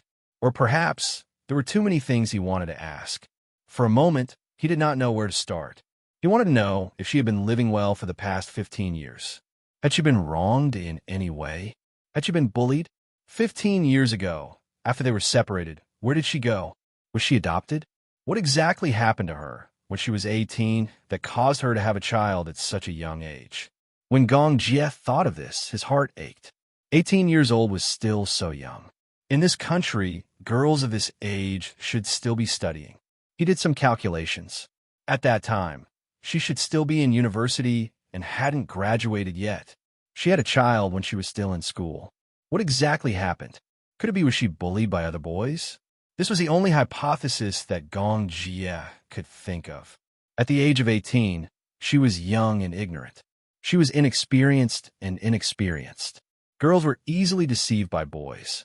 She foolishly trusted him with her heart, only to be toyed with. Or was it because she was violated? Thinking of this suspicion, Gong Jie's heart suddenly surged with rage. If he were to find out what had happened 7 years ago, if he were to find out who the man who had bullied her was, he would dismember that man into 1,000 pieces and throw him into the sea to feed the fish. In the restaurant, Mu Yaja elegantly sneezed, and then his face was filled with suspicion. Was someone talking bad about him? Yu sensed that Gong Jie's breathing suddenly became heavy. Not knowing what he was thinking, he asked lightly, "Young Master Gong, what are you thinking about? What did you call me?" Gong Jie raised his eyebrows unhappily and reminded him. Only then did the boy realize what he had said. He muttered unwillingly, "I'm not used to the sudden change of address. Uncle." Chapter 1352. What a coincidence. Sometimes, fate really knows how to play tricks on people. Yu sighed like an old man. Who would have thought that the world with more than 6 billion people would turn out to be one big family in the end? That meant that his grandfather was the head of the Gong family, Gong Shaoying. Yu's lips twitched. Life was truly a fantasy, truly miraculous. Your mommy gave birth to you when she was only 18? Gong Jie asked the question in his heart. She was pregnant at such a young age. At that time, she should still be in school and hadn't graduated yet, right? Why did she give birth so early? Yu was stunned and did not respond immediately. He only replied vaguely, "Mommy is actually pregnant with twins. I have an older brother." However, he avoided the topic. He could not possibly talk about what happened 7 years ago. 7 years ago, when the Yun family went bankrupt, his mother signed a surrogate pregnancy contract with a Mu family in order to repay the family's debts. If Gong Jie were to find out about this, she was afraid that he would have another bloody grudge in his heart. He would never be able to forgive the Mu family in this lifetime. Is she married? Gong Jie was very concerned about this question. Yu touched the bridge of his nose and said, "Yes, she is. But mommy's status is a little special, so they haven't held a wedding yet." In his mind, mommy and daddy were already married. They just lacked a certificate and a grand wedding. In that case, mommy and daddy were unlicensed. What status? Mommy is a celebrity. She's busy with her career now, so they haven't held a wedding yet. Gong Jie was even more confused as he listened. So she gave birth out of wedlock? Yu's lips twitched. Yes, you can say that. Gong Jie's eyelids twitched. Since she's already pregnant, why isn't she married? It's not good for a woman to have a child out of wedlock. His tone suddenly turned cold. Could it be that bastard wants to play with my sister? The boy was taken aback by his ferocious tone. Uncle, calm down. Calm down. Don't get agitated. Gong Jie couldn't calm down. He was very serious when it came to Yin Shi. Uncle, don't you worry too much. Calm down. If Daddy can't give Mommy a proper status, even I won't agree to it, let alone you. Yu said with an elegant smile. So who is that man? Gong Jie squeezed out a few words through gritted teeth. Towards Yin Shi's man, he didn't know why, but he was obviously very hostile. There was also a sour smell when it was smelled. Yu broke out in a cold sweat. He finally saw it clearly. This Gong Jie turned out to be a siscon. Yu's eyes twitched as he said perfunctorily, I'm preparing for dinner. Uncle, let's talk again when you're free. I'm hanging up. Wait, you haven't answered me. Without waiting for Gong Jie to finish speaking, Yin Tianyu hung up the phone. Yu walked into the living room and coincidentally bumped into Yin Shi. Before Yu could go up to her, Xiao Qin ran to her and threw himself in her arms. Mommy, you're back. He hugged Yin Shi tightly in joy. A day apart felt like 3 years. Yu glanced at him. What a clingy little guy. Chapter 1353. Good boy, good boy. I've been waiting for Mommy to come home. Xiao Qin beamed brightly. Yin Shi put down Xiao Qin and walked over to Mu Yaja, hugging his shoulders from behind. When did you come home? Mu Yaja naturally held her arm and replied indifferently, 4 o'clock. The moment he opened his mouth, Yin Shi could tell from his cold tone that he was not in a good mood. You seem to be in a bad mood. Mu Yaja narrowed his eyes.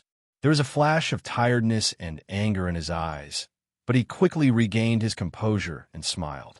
No. From your tone, you seem to have something on your mind. Yin Shi was extremely sensitive, so she could tell at once that he had a lot on his mind. Mu Yaja comforted her. Don't think too much. I'm fine. He turned around and stared at her. Where did you go?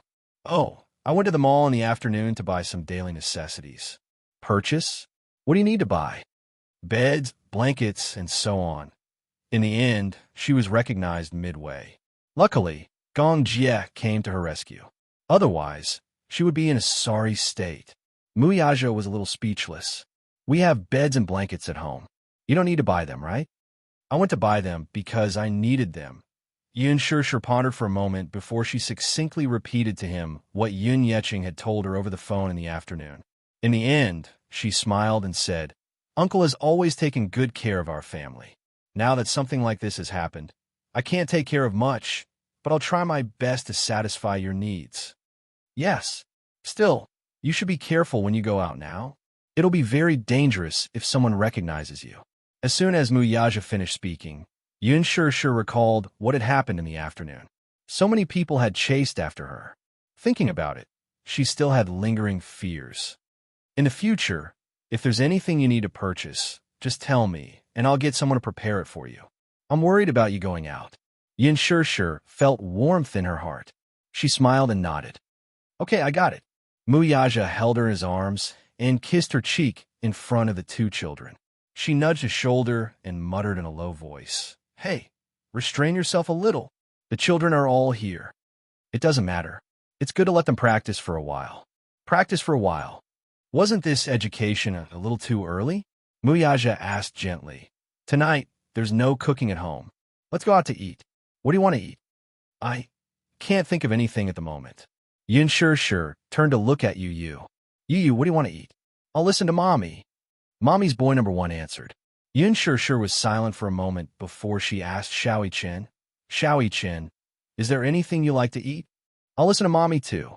Mommy's boy number 2 stood obediently. Yin Shi's eyes twitched.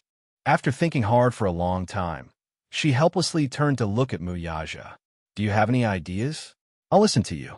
The number 1 wife slave looked at her gently and answered. Hey, did he have to be like this? Did he leave such a difficult problem like where to eat tonight for her to solve? After thinking about it, Yu and Xiao Qin didn't like pizza. Mu Yaja should be sick of French cuisine. Chapter 1354. That night, Mu Yinjue felt uneasy. His uncle had booked a flight to San Francisco for him the next morning. In order to ensure his safety, he specially arranged for him to stay in a safe place. The reason why it was a safe place was that his uncle had arranged for him to stay in an extremely secluded military base. Not far from where Mu Lianjue was staying was where the army was stationed. The area within a radius of 100 miles was guarded by his uncle's men, so it was relatively safe. However, Mu Lianjue was still feeling uneasy, not to mention sleeping soundly. He could not even sit up straight in bed. His uncle had given him a very clear hint. They had been brothers for decades. Naturally, he wouldn't just sit by and watch him die. However, there was only so much he could do. After escorting him abroad, he could only find another place to settle down. He couldn't help too much. After all, once he left the country, it would be beyond his uncle's reach. However, there was one thing that his uncle had made very clear. That was, Mu Yaja would not let him off easily. He would probably take action tonight. This nephew of his was so stubborn that it gave Mu Linfeng a headache. No matter how he tried to persuade him, it was useless. Mu Yaja had already made up his mind and was not going to give him any room for negotiation. It was obvious that he wanted to kill his nephew. Everyone had a reverse scale, and they all had their own forbidden areas. Since Mu Lianjue had touched his reverse scale and trespassed on his forbidden zone, he could not be blamed for being merciful to him. Mu Yaja told his uncle, "I don't care how you protect him. Since you want to protect him from me, don't blame me for not caring about our relationship." The moment he said this, his stance was laid out before him.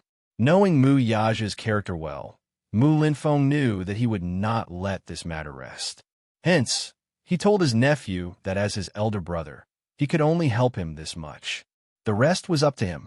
Sitting on pins and needles, Mu Lianjue only felt that every minute and second was so long.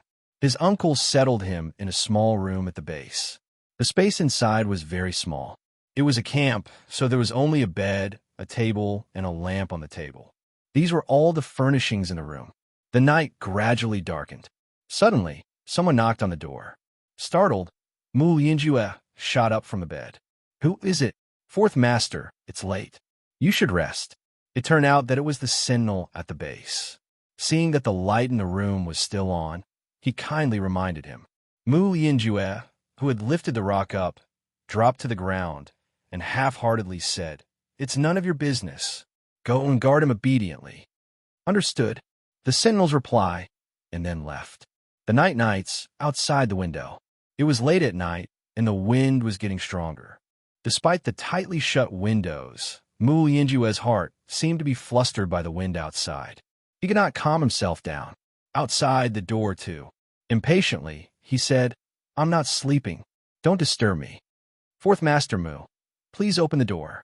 The voice outside the door was incomparably respectful and polite. Infuriated, he thought that the sentinel had come to poke his nose into other people's business again. He walked over and opened the door, only to see a group of fully armed mercenaries standing at the door with cold and unfriendly faces. Chapter 1355. It was as if something had exploded in his head. After a burst of blinding white light, he was left in a daze. "Fourth Master, come with us." That person's tone was icy cold, giving people a very strange feeling.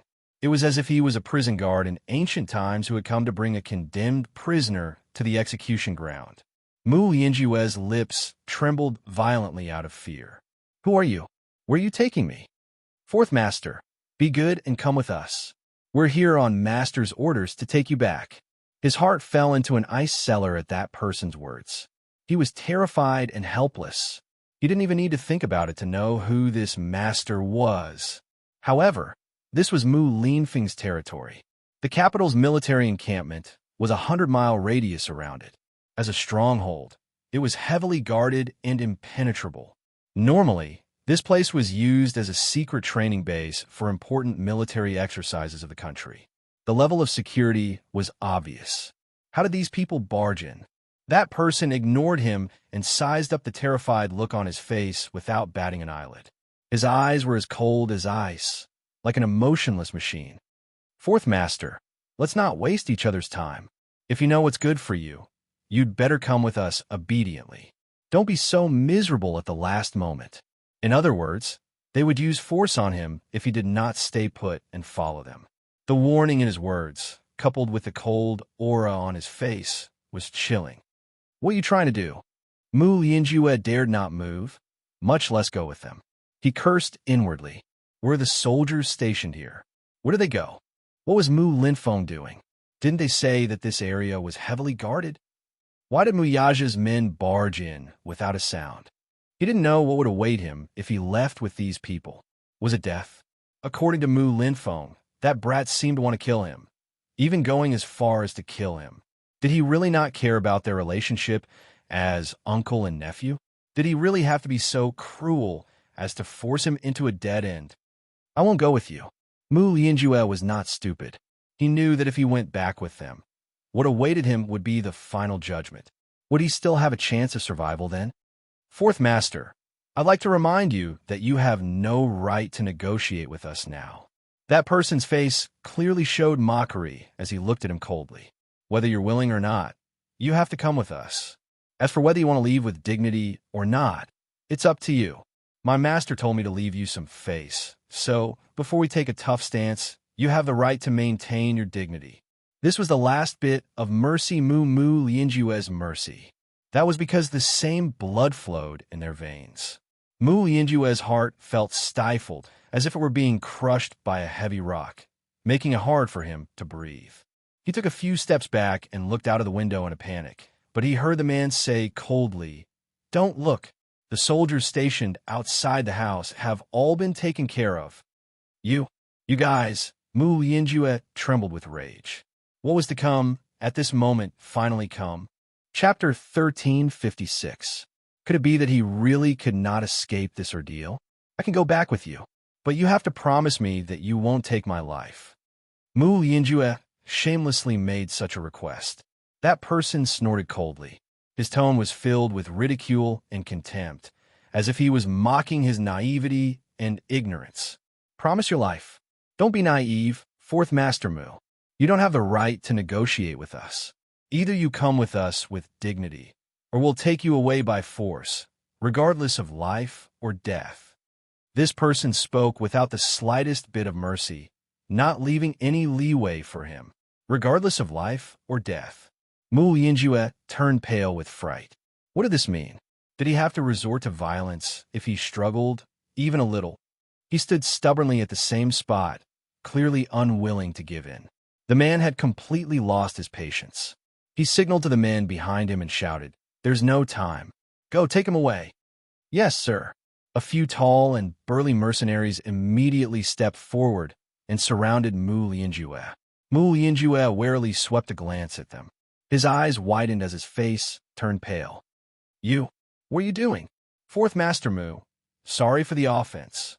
As soon as that person finished speaking, a few people beside him immediately stepped forward, one on the left and one on the right, one in front and one behind, sandwiched him. One person held up one side of his body, and in a few moves his hands were tied behind his back and handcuffed. The man rudely reached out and grabbed him by the collar. "Fourth Master, our time is limited. Since you're not cooperating, don't blame us for being merciless." Mu Lianjue struggled a little. "Let go of me. Be more polite. I'm the fourth master of the Mu family, after all. What is the meaning of this? Don't be rash in front of us. Fourth Master Mu, you're really interesting. I don't care if you're the fourth master or the second master. There's no room for negotiation. Take him away." With that, the man waved his hand, and two mercenaries, one on each side of the man, carried him away with a few armed mercenaries protecting him from the front and back. When he left the base, Mu Lianjue glanced around and was shocked to see that all the patrolling soldiers and sentinels were lying on the ground. He did not know if they were dead or alive. There were no signs of an intense struggle at the scene. It was obvious that they were all taken down in one move. Before Mu Lianjue could take a few more looks, his eyes and mouth were blindfolded, and he was pushed into an armed escort vehicle. He was caught off guard. Darkness enveloped his vision. He was unceremoniously pushed and fell onto the cold seat. His face was pressed against the cold and hard surface of the car, and he almost broke his teeth.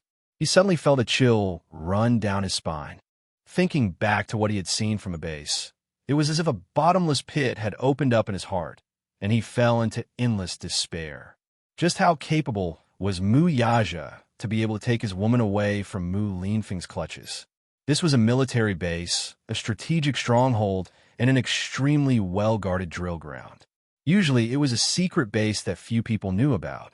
Hence, the defense was extremely strict. The capital's military was heavily guarded within a 100-mile radius. Chapter 1357. Even the important figures in the central government had to give him some face, not to mention the high-ranking officials in the government. When they saw him, they had to bow their heads and bow to him. Mu Yaja actually had the ability to take someone away right under Mu Linfeng's nose. Mu Lianjue shuddered at the thought of it. It seemed that he had underestimated this nephew of his. Since when did he have such great power? It must be said that Mu Linfeng and Mu Lianjue were indeed a little naive. If Mu Yaja wanted someone, how could Mu Linfeng's subordinates stop him?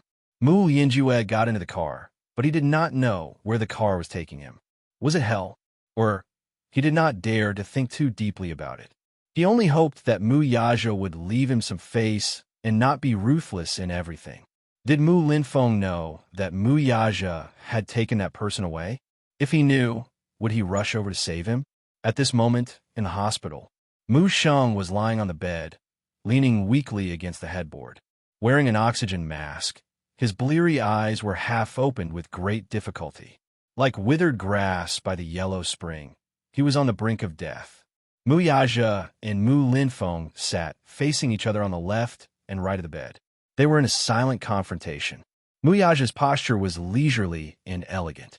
His eyes were indifferently looking out the window, as if he was quietly waiting for a certain result.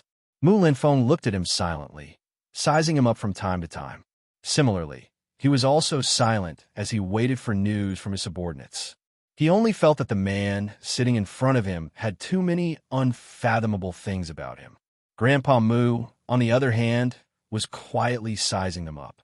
His condition had worsened, and he could no longer speak. The three of them formed a very strange scene. The air in the spacious ward was tense and stifling. Especially when Mu Yaja sat in the ward, his cold and imposing aura made one breathless. After a long period of dead silence, as if a century had passed, a ringtone broke the silence. Mu Linfeng was shocked. With a swoosh, he looked at Mu Yaja warily. Mu Yaja picked up his phone and dialed a number. On the other end, a subordinate reported in a low voice, "Boss, the person is already in our hands." It was very quiet in the ward, so Mu Linfeng could hear the voice from the phone clearly. Mu Linfeng turned pale with fright and stood up agitatedly. Mu Yaja glanced at him coldly, then said into the phone, "Watch him, I'll be right there." "Yes, boss." Mu Yaja hung up the call and looked up, only to see his uncle's extremely ugly expression. It was frighteningly dark. He smiled leisurely and elegantly asked, "What's wrong, second uncle? You have him." Mu Linfeng was so angry that his lips trembled. He really wanted to know how his nephew managed to take someone away from the heavily guarded and heavily surrounded military base. "Second uncle, your hearing has always been good. You should have heard it just now." Mu Yaja smiled devilishly. There was a hint of arrogance and cynicism in his smile, but more than that, there was a hint of arrogance and brashness that he had never shown in front of his second uncle. Chapter 1358. All this while, Mu Yaja had always been reserved and calm in front of him. As a junior, he had a good grasp of his bearing, keeping his sharpness and arrogance to be humble and docile. Now, however, he no longer concealed himself and fully displayed the sharpness of a ruler. For a moment, Mu Linfeng actually felt that the domineering aura emanating from him was too dazzling. Must you be so heartless and ruthless?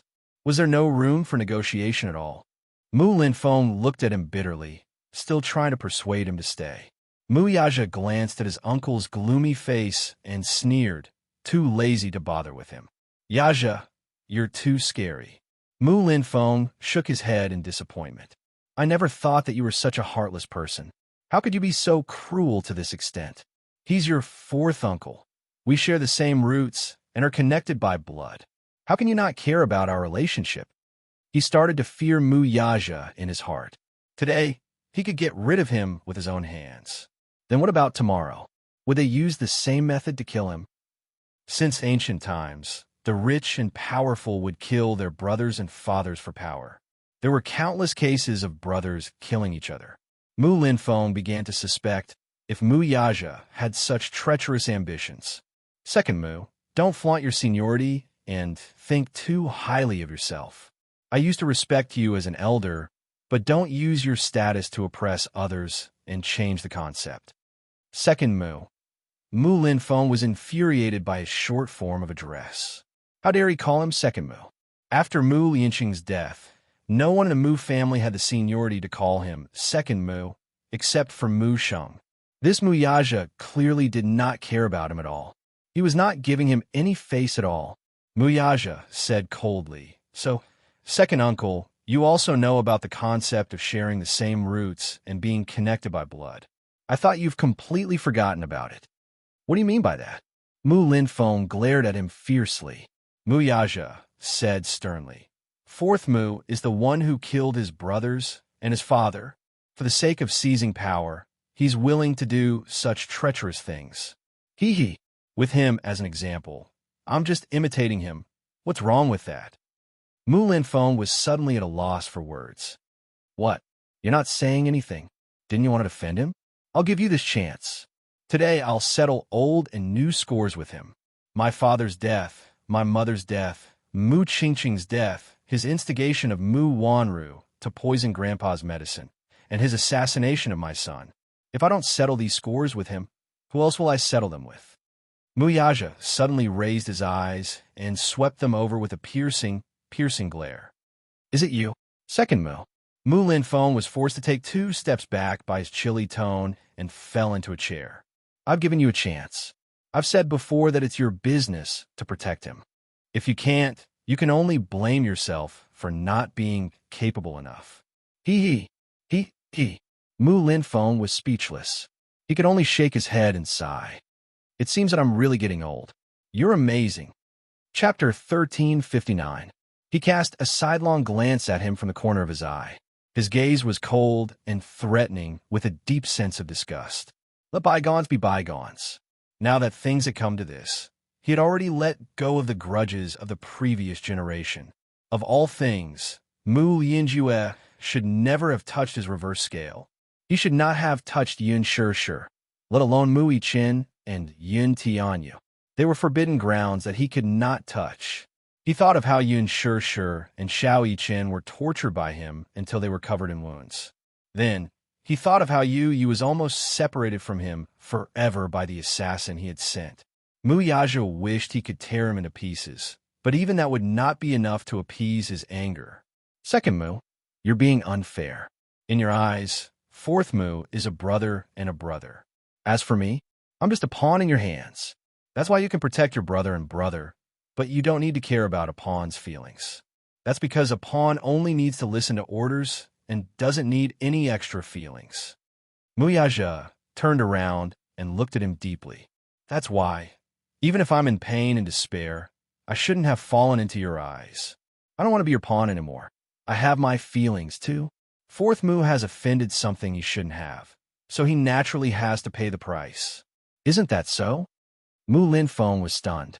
Her embarrassment and anger, which had been exposed by the man, quickly surfaced on her face. Mu Linfeng's expression changed drastically. His hawk-like eyes brewed a terrifying storm as he bellowed, "Shut up!" He. Mu Yaja's lips curved into a half-smile expressionlessly. "Did I say something wrong? Haven't I always been a pawn in your eyes? There's no need to care about your feelings. Second Mu, I've already done my best at this point. In the future, if you wanted to show you some respect, don't push me too far.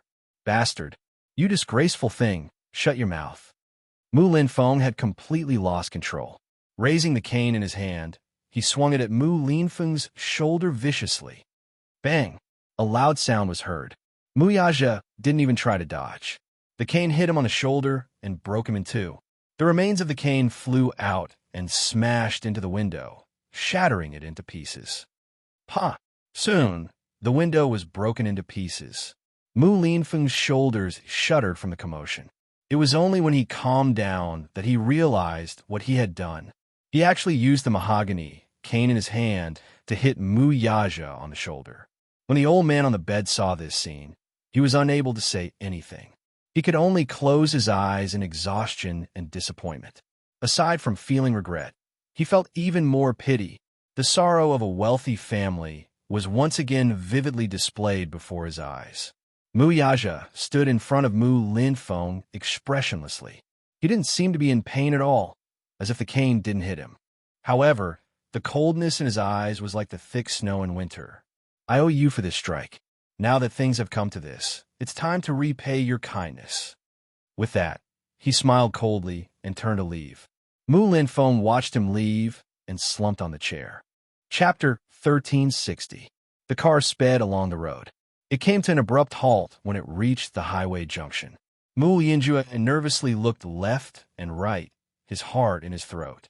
The road in front of the car was blocked by a mysterious troop. In front of them was an extended Bentley. Behind the Bentley were 5 armored vehicles. 3 rows of fully armed mercenaries formed a line, tightly blocking the road and completely blocking the way. Yun Tianyu sat elegantly in the back seat of the Bentley with a glass of bubbling cola in his hand. Like a gentleman, he gently sucked on the straw and took a sip. Beside him, Vermilion Bird lowered her body and whispered in his ear, "The car has been stopped. Check if it's Mu Lianjue himself in the car." He ordered coldly. Yes, Yu had already made preparations beforehand. He knew that Mu Lianjue would be escorted out of the country to San Francisco tomorrow morning, so he decided to detain him tonight. However, by the time his men arrived, Mu Lianjue had already been taken away. The scene was littered with wreckage. The soldiers in the station were all taken down in one move. They were not dead and were still breathing, but judging from their injuries, the kidnappers were well-trained and skilled. They seemed to be the work of mercenaries. Yu immediately blocked all traffic and set up a strict guard at every intersection when he learned that Mu Yinjue had been kidnapped. What he did not know, however, was that it was Mu Yaja who had snatched his brother away. Sometimes blood was a magical thing. It was unknown if the father and son had a tacit understanding, but they actually thought of the same thing. After the car was stopped, Deputy Zhou, Mu Yaja's subordinate, got out of the car. He could not help frowning at the scene before him. Just as he was in a daze, he saw a tall and handsome woman alight from the Bentley not far away. She had a head of neat blonde hair that was shaved to her ears. She wore a military vest that revealed her curvaceous figure. However, a cold and solemn, murderous aura emanated from her body. It was like an invisible arrow shooting towards him. She took a few steps forward, and the first thing she said was, "Who is the person in the car?" Vice Captain Zhou furrowed his brows. His expression was displeased, and he became vigilant. "Who are you? Cut the crap. The people in the car, stay. All of you leave." The Vermilion Bird spoke. Her words contained a warning. Vice Captain Zhou's eyebrows furrowed even deeper. It was obvious that they wanted to snatch the person from his hands. This was really interesting. "Who are you?" "The people in the car were ordered to be taken away by our boss. We can't leave them behind." "I'm sorry, but I can't comply." Long-winded. The Vermilion Bird coldly rebuked. "Hand her over." Vice Captain Zhou frowned, but from the corner of his eye, he caught a glimpse of the armband on Vermilion Bird's arm. On the armband was the emblem of Mercenary Paradise. In an instant, he was stunned. Mercenary Paradise? That was one of the top mercenary organizations in the world. They were actually from Mercenary Paradise? Vice Captain Zhou froze for a moment, then swept his eyes over the crowd. He saw that the other side had more than a dozen men and horses. Their battle array was vast, and their aura was intimidating. Mercenary Paradise was known as the top demonic force. Mercenaries from Mercenary Paradise were invincible. If they really wanted to fight, the situation would be one-sided. The asterisk imminent. Chapter 1361. Deputy Zhou was well aware that the mercenaries from Mercenary Paradise were formidable. Moreover, the other party had more than a dozen people. If they were to confront them head-on, it would be a strenuous and unrewarding task. Thus, he immediately signaled his men with his eyes to send a signal to the headquarters to send back the coordinates. On the other end, Vermilion Bird quickly caught sight of this small movement from the corner of her eye. She immediately took out her gun, nimbly loaded it, and swiftly fired. The bullet whizzed through the air and hit the wireless communicator in the man's hand with a loud bang. With unerring accuracy, it shattered into pieces and fell to the ground. The man was startled when the bullet scratched his palm, leaving a horrifying bloody mark. He raised his head in anger, only to see Vermilion Bird coldly putting away her gun with a disdainful smirk on her thin lips. Deputy Joe flew into a rage out of humiliation. "What are you trying to do? Hand him over and leave." Vermilion Bird indifferently spat out these words. She stood tall in the cold wind, looking valiant and valiant. Her long, straight legs were strong and relaxed, and her cold eyes were like a wild cat in the forest, sparkling. Mu Lianjue, who was locked up in the car, did not know what was happening outside when he noticed that the car had stopped moving for a long time. He struggled to sit up and, with great effort, inched toward the car window. Arching his back, he used the friction of the car seat to remove the black cloth covering his eyes bit by bit. When he saw the scene outside through the window, his eyes widened in shock. Clearly, he was shocked by the scene before him. The two sides faced each other with swords drawn and soon fell into a stalemate. No one dared to act rashly. Both sides were mercenaries from top forces. Even if there was a gap in strength, it was not to the extent that it was too big. If they were to fight head-on, the gains would not make up for the losses. Deputy Zhou, who was also from the elite, had rich experience and been through hundreds of battles. He knew that biding his time and retreating in order to advance was the best way to do things. Although the wireless communicator was damaged, the signal was still sent out quickly. Muyaja was on his way to the scene when he received the signal.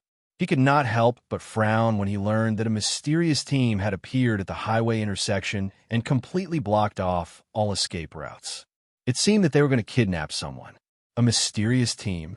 Muyaja was surprised. The information he received was limited, so he did not send many people. However, all of them were elite soldiers from the world's top mercenary group. They were one of the troops that he had groomed, and their strength was not shallow. However, from the signal sent by Vice Captain Zhou's subordinate, it seemed that they had encountered some crisis. Muyaja was surprised. At the same time, he dispatched people as fast as he could. He even got a special car and rushed to the destination. Obviously, he did not know who had created this mysterious troop. Yin Tianyu had obviously underestimated Muyaja's ability. He thought that Muyaja was unaware of this matter. The news of Mu Lianjue's flight to San Francisco the next day was confidential information that he had obtained by hacking into his uncle's email.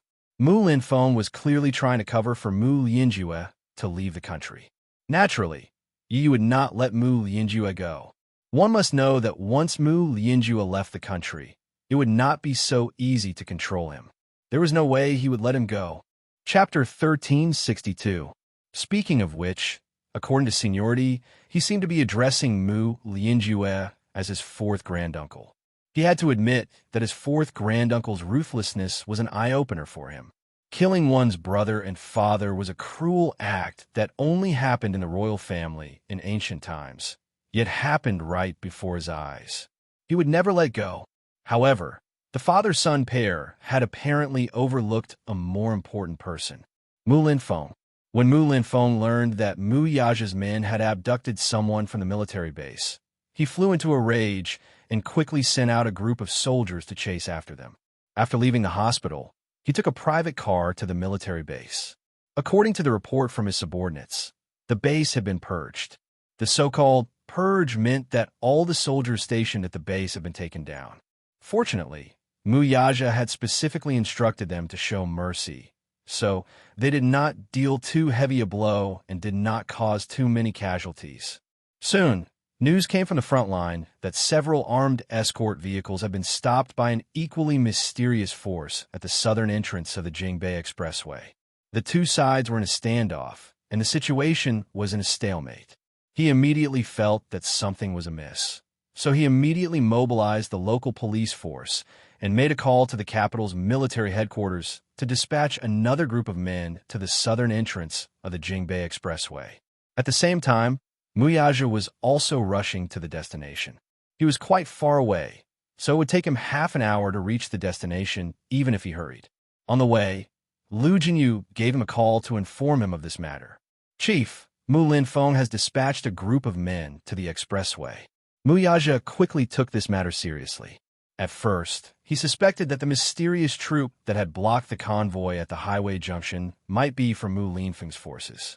However, when Lu Jinyu told him that Mu Linfeng had mobilized manpower from the military and rushed over, his heart skipped a beat.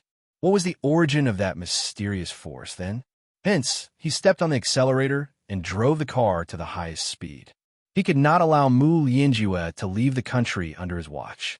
The car sped along the way, breaking countless rules and running countless red lights. However, his car had a military license plate, so even if the traffic police saw it, they would not chase after him. After all, the military had special privileges in certain aspects.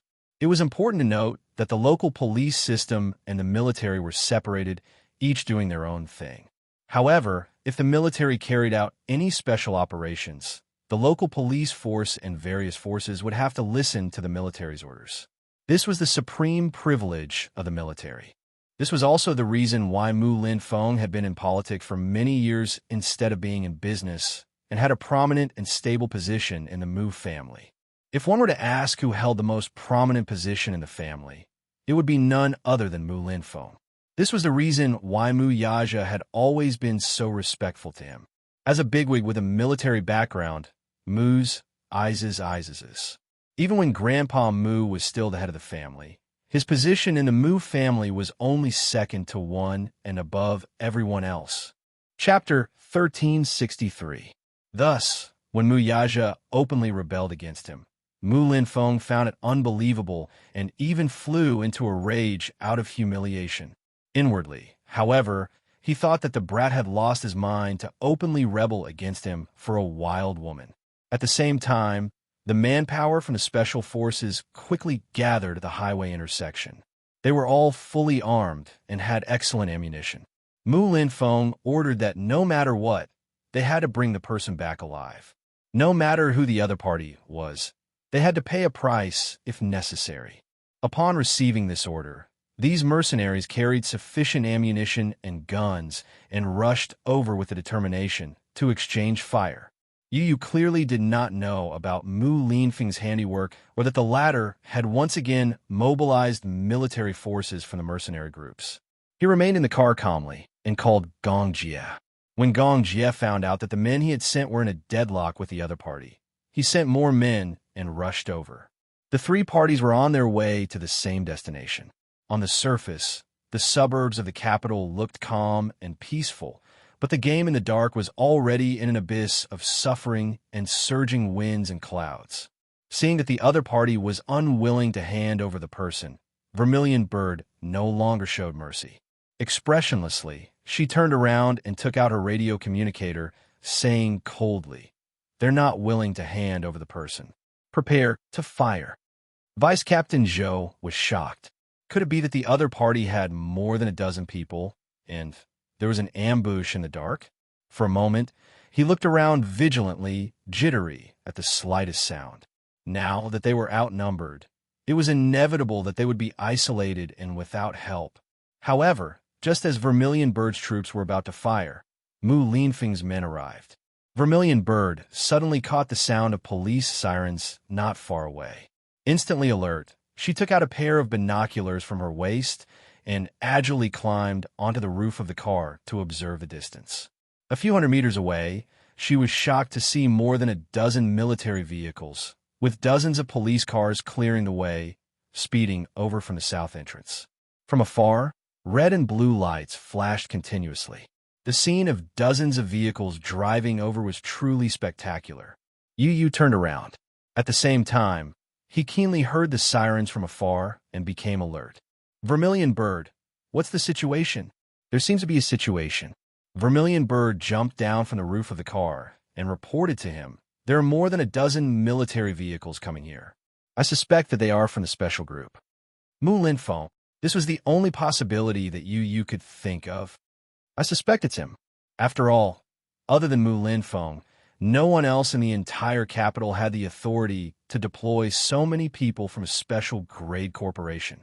While Zhu Ke and Yu were reporting to each other, the military vehicles quickly arrived and completely sealed off the South Pass Road. They surrounded Zhu Ke and Vice Captain Zhou's troops. Then, a few mercenaries with guns in their hands walked down from several military vehicles.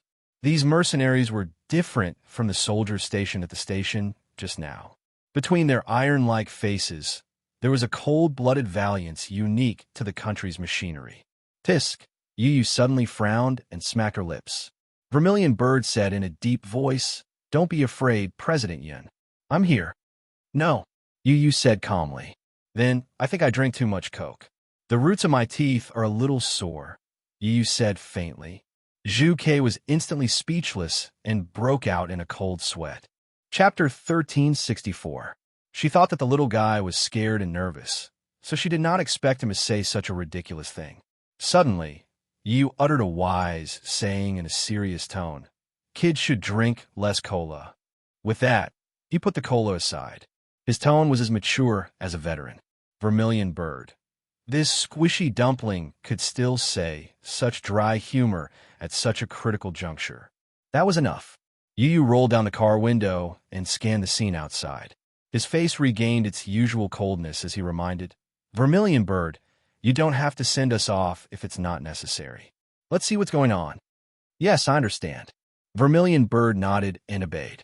The troops dispatched by Mu Lin Feng quickly sealed off the road and surrounded the scene. They took full control of the situation and took control of the situation. What you did not expect, however, was that Mu Lin Feng would show up at the scene in person. According to his original plan, he would arrange for Mu Lianjue to stay at the base and get him to the airport at dawn so that he could board a flight to San Francisco. Just as he had expected, Mu Yaja had indeed made a move. What he did not expect, though, was that the man's men were so capable. With just a group of a dozen or so people, they easily dealt with the soldiers stationed at the base and escaped with their captives. Mu Linfeng felt extremely humiliated. The soldiers guarding the base were all elite troops and were awe-inspiring. How could he not be angry when they were trampled on by a small group of mercenaries? Hence, he had specially selected the elites from the special forces this time. Each of them was tall, strong, well-trained, and outstanding. Once the car stopped, and he gained full control, he alighted from it under the protection of the soldiers. Once he got out of the car, he put on airs and scanned the surroundings. His face darkened. Someone immediately came forward to report after observing his expression. "Sir, the scene is under control. We're at your command." "Where is he?" "He's in the car." His subordinate stood straight at the side and pointed at the armed escort vehicle parked not far away. Yu sneered inwardly when he saw the man through the window. This second granduncle of his was quite powerful. Could it be that people with a bit of special background all had this kind of character? Before doing anything, they would put on airs for others to see. He did have a bit of an air about him. Seeing that the scene was under control, Deputy Zhou's men did not dare to act rashly. It was not because of anything other than the fact that they would not gain anything if they went head-on. Previously, Mu Yaja had given the order to bring Mu Lianjue back. He wanted to see him, dead or alive. As mercenaries, their employer's orders were absolute and could not be disobeyed. Therefore, they treated this order like an imperial edict. However, the current situation was somewhat outside of the plan. Therefore, Deputy Zhou and the rest kept their cool and stayed in their original positions. Before Mu Yaja's reinforcements arrived, they would remain sober and not act rashly. Mu Linfeng sent someone to check Deputy Zhou's car and bring Mu Lianjue out. Deputy Zhou gnashed his teeth in hatred at the arrogant and despotic manner of his men. Chapter 1365. Mu Linfeng suddenly noticed the elongated Bentley parked at the side. Puzzled, he took a look at the license plate, which started with capital AG6, and was stunned. Capital AG6 license plates were rarely issued. Most of them were issued by the central government to international political figures or people under special protection. Cars with this license plate could pass unimpeded no matter where they went. Even if it was a central non-high, they could drive straight in without stopping. This meant that they had supreme authority. In the capital, the level of authority was a symbol of status. Thus, a simple license plate could reflect a lot of things. Mu Lin Feng was astonished to find out who was sitting in the Bentley. His subconscious reaction was to check the authenticity of the license plate.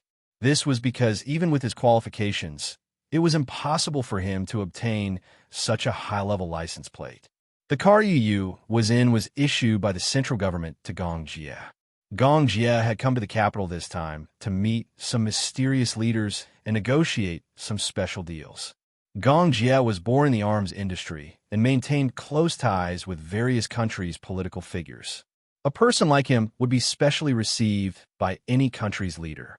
Thus, every time he came, the central government would receive him with high standards and make special arrangements for him. Mu Lin Feng was suspicious, so he led his men forward to see who was sitting in the car. Alas, the vermilion bird raised a hand to stop him the moment he stepped forward and held his outstretched hand tightly. This vermilion bird's strength was too terrifying. Even Mu Lin Feng could not take it and frowned in pain. Mu Lin Feng's expression changed, and the atmosphere became even more tense.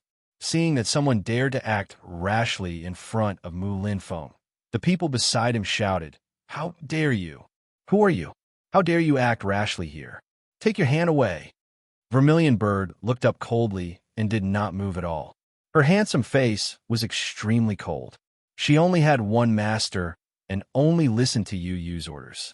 She did not need to listen to anyone else. Vermilion Bird did not let go. Instead, she used even more strength and strength. Unable to bear her pain, Mu Lin Feng frowned in pain. However, due to his status, he had no choice but to maintain his dignified posture. His sharp, eagle-like eyes shot a warning at the Vermilion Bird. The adjutant standing beside him immediately went forward and shouted, "I told you to let go. Don't be rash. Didn't you hear me? Let go." With that, he tried to break free from Vermilion Bird's grip. Unexpectedly, Vermilion Bird easily caught his hand and twisted it. With a crack, his wrist was broken. The man groaned and endured the pain and broke out in cold sweat. At this moment of confrontation, the window of the Bentley suddenly rolled down. "Vermilion Bird, let go. Don't hurt the relationship between me and second uncle." His voice was childish, but it was steady. Surprised, Mu Lin Feng looked into the car and saw Yu sitting in the back seat expressionlessly. If it were not for his youthful appearance, one would not be able to tell that he was a 7-year-old child. However, when Mu Lin Feng saw his delicate face, the latter turned pale with fright. Ichen. Chapter 1366. Yu coldly opened his eyes. A frosty glint flashed across his eyes, and at the same time, his pink lips curled into a cold smirk. "Second granduncle, it's our first time meeting. Nice to meet you." The moment he opened his mouth, Mu Lin Feng quickly realized his identity. He was probably the other son that Yin Shishir gave birth to when she was a surrogate mother for Mu Yaja. Just based on his appearance alone, he was very similar to Xiao Yichen. However, the difference was that his extraordinary bearing and gestures were somewhat similar to Mu Yaja's. He had an aura that was different from other children of his age. He was noble, cold, and elegant. His black and white eyes were distinct, and his eyelashes were thick. His adorable face was even more intimidating because of his cold expression. Mu Lin Feng suddenly snorted. "Oomph.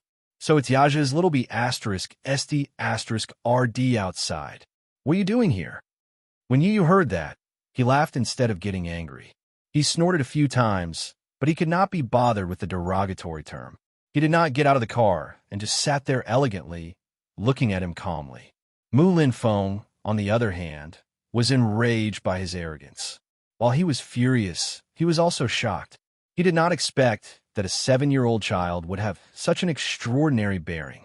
At the same time, when he realized what this child had just called him, he coldly said, "Little b asterisk st asterisk rd. Take back the way you called me just now." Mu Lin Feng ordered. Yu turned to look at him disapprovingly with a raised brow. Mu Lin Feng scornfully said, "Why don't you take a look at your status? You don't have the right to call me second granduncle. When Yu heard that, he was silent for a moment before he calmly asked, right? What do you mean by right? Umph. What do you think? Don't think that just because you're Yaja's son, you can climb up the Mu family social ladder. That mother of yours has the ambition of a wolf. She secretly hid the Mu family's heir and even wanted to rely on her son to climb up the Mu family social ladder. Tell her that this is just a dream. Don't even think about it. The arrogant and disdainful words resounded in his ears like thunder. The disdain in his words was obvious. Clearly, Mu Linfeng rejected the child from the bottom of his heart. Don't think that just because you're a child of the Mu family and have the blood of the Mu family flowing in your veins, you can openly step into the Mu family's doorstep. You don't have the qualifications. Mu Linfeng's voice was cold to the extreme. Yu found it funny. She couldn't help but smile. Her pink lips curled into a disdainful smile. Her eyes were cold. I don't know how high the Mu family's branch is. However, I've seen how thick-skinned second granduncle is. Huh? What did you say? Mu Linfeng was furious. What do you mean? I meant it literally. Why? Second granduncle is so knowledgeable, but you can't even understand basic human language? Yu's words were like pearls, and the ridicule in her tone was equally unrestrained. You, Mu Linfeng scolded. B***SD**RD. I'm here. You don't have the right to act rashly. Chapter 1367. These words completely enraged Mu Linfeng to the extent that he could not restrain his anger in front of so many people. He lost his poise and scolded, "Little bastard." Mu Linfeng was infuriated because he detested Yu. If not for Yu's appearance, perhaps his plan would not have been completely disrupted. His appearance was the biggest failure of this plan. If not for him, he would not have been in such a passive position. Yu smiled elegantly when he heard this. It was as if he was not angered by Mu Linfeng's ungentlemanly insult. He only said meaningfully, "I finally understand what that saying means." Mu Linfeng glanced at him coldly from the corner of his eye. However, Yu continued unhurriedly, "I've been working so hard to stay away from idiots like you."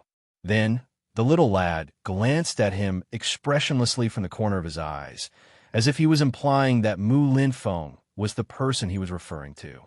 He rarely swore, but since Mu Linfeng had humiliated him, why couldn't he humiliate him back? After being insulted again and again, it wasn't his style if he didn't show them some face. Mu Linfeng's face darkened as soon as he said that. Even a ghost could tell that this brat was trying to humiliate someone with his words. "How dare you?" Mu Linfeng's lips twitched in anger. He glared fiercely at him, trying to intimidate this 7-year-old boy with his authority. "If you dare to be rash again, I'll do you right here and now." "Really? Second granduncle, do you have that much authority?" Yu's pink lips curled into a gentlemanly smile. "What are you going to do about me?" "Ha! Let's wait and see." "Ha! I'll do you for the sake of the Mu family, you vile spawn. The Mu family won't allow a vile spawn like you to sully our dignity." As Mu Linfeng spoke, he waved his hand. The adjutant beside him whipped out a gun from his waist and raised his wrist. The black muzzle was instantly aimed between Yu's brows. Yu sat calmly in the car, neither shocked nor angry. Even when the cold muzzle was aimed at her forehead, she did not lose her composure. Her calm demeanor shocked Mu Linfeng even more. This child, at such a young age, had an extraordinary spirit. Vermilion Bird looked up and saw the adjutant taking out his gun. In the next second, she raised her Desert Eagle and aimed it at Mu Linfeng's forehead.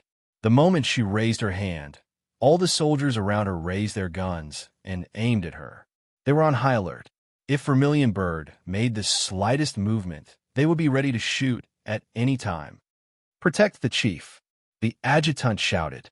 The order had already been issued, and all the soldiers were on full alert. "Second granduncle, don't blame me for not reminding you of something." Yu sat in the car with his eyes lowered. At this moment, the surroundings were quiet, so his tender voice sounded especially clear and powerful. "If you touch a strand of my hair, you'll be shot into a hornet's nest in the next second." After saying that coldly, Yu Yu pursed her pink lips and smiled elegantly. She narrowed her eyes and smiled innocently and adorably. Do you want to try? In her seemingly innocent smile, her eyes were as clear as a fawn's, but there were too many things that made people's hearts palpitate. Chapter 1368. Mu Linfeng's lips stiffened, and he pursed his lips tightly. He was once a ruthless character who had been through desperate situations. Hence, when Yu Yu said those words, he subconsciously sensed a murderous aura lurking around them. It was surging in the dark and chilling. There was actually an ambush. He keenly sensed that there might still be a troop in the surroundings that was silently lurking in the dark at this moment. He suddenly felt a chill run down his spine. Half of his life in the military made him realize at once that there might be a sniper ambushing them a few hundred meters away. Perhaps there was a sniper hiding in the dark, aiming at the space between his eyebrows with his sniper scope open. That was why the child had said those words so carelessly. If you touch a strand of my hair, you'll be shot into a hornet's nest in the next second. His mind was in a mess. His nerves were all over the place. It was not because of anything else other than Yu Yu sitting in the car calmly. Even if he saw the child's tender face and innocent smile, his every move exuded extraordinary charisma. Could these people be his men? These mercenaries, which consisted of more than 10 people, were all listening to a 7-year-old child's orders. Mu Linfeng felt that his understanding had been overturned. His cold eyes swept past Vermilion Bird and sized her up before his gaze slowly landed on Yun Tianyo's face. This child was not ordinary. He resembled Mu Yaja when he was young, but as a son, he was more ruthless and mature than his father. He was so young, yet he already had such charisma. Apart from being shocked, he was also wary of him. He was even more certain that this child was an extremely dangerous person and must not be allowed to live. Initially, he thought that this was Mu Yaja's force. When he first saw the child sitting in the car, he thought that he was just good with his mouth. However, Mu Linfeng was half a beat slower to react, and his heart instantly froze. He came back to his senses and suddenly realized that this child was not such a simple character at all. He could not figure out. How could he have imagined that a child could have such power? How did he do it? Put the gun down, Vermilion Bird warned coldly. As Yu Yu's secret guard, she would not allow anyone to pose a threat to Yu Yu in front of her. She warned sternly as her gaze shot out like a sharp sword. Even the experienced adjutant could not help but be intimidated by her gaze. His hand, which was holding the gun tightly, trembled, but he still did not put it down. The Vermilion Bird didn't say another word. She suddenly stepped forward, swept her long leg, and gave a high kick. With a heavy muffled sound, she kicked his hand that was holding the gun. The gun flew out of his hand. At the same time, the soldier at the side saw her move and wanted to shoot her.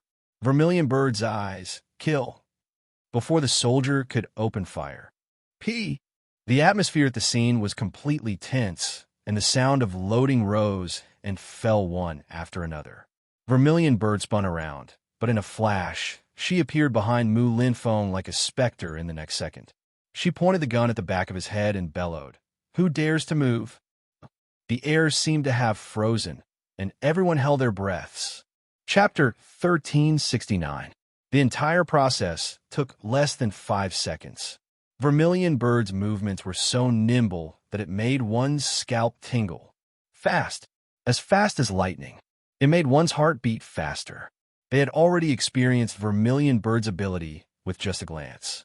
No one dared to be sure that their movements were faster than the bullets in her pistol. Hence, no one dared to make a move the moment she gave her order. Yu Yu raised a brow and shrugged innocently. She rebuked, "Everyone be obedient. Vermilion Bird is very fierce. If anyone disobeys, the bullets won't have eyes." Mu Linfeng's face darkened further. His son's arrogance made him gnash his teeth in hatred, but he could do nothing to him in this situation. In fact, looking at the scene, Mu Linfeng's men had the advantage in numbers. There were at least a dozen cars worth of military equipment. In terms of headcount, they did not lose to Yun Tianyu. The reason why he dared not act rashly was that Yu Yu had arranged for a sniper to ambush him in the dark. Perhaps someone was aiming at the space between his eyebrows right now. With Vermilion Bird behind him, even if he had the advantage in numbers, he would not be able to gain any benefits. Mu Linfeng dared not make a move, and the situation came to a standstill. What do you mean by this? Mu Linfeng snorted. Looks like you don't know your place. Do you know what will happen to you if you do this? Second uncle has a high position and a noble status. I know it very well. Yu smiled faintly. It's just that, second uncle, you're the one who doesn't know my place, not me. Do you understand? What do you mean? Nothing.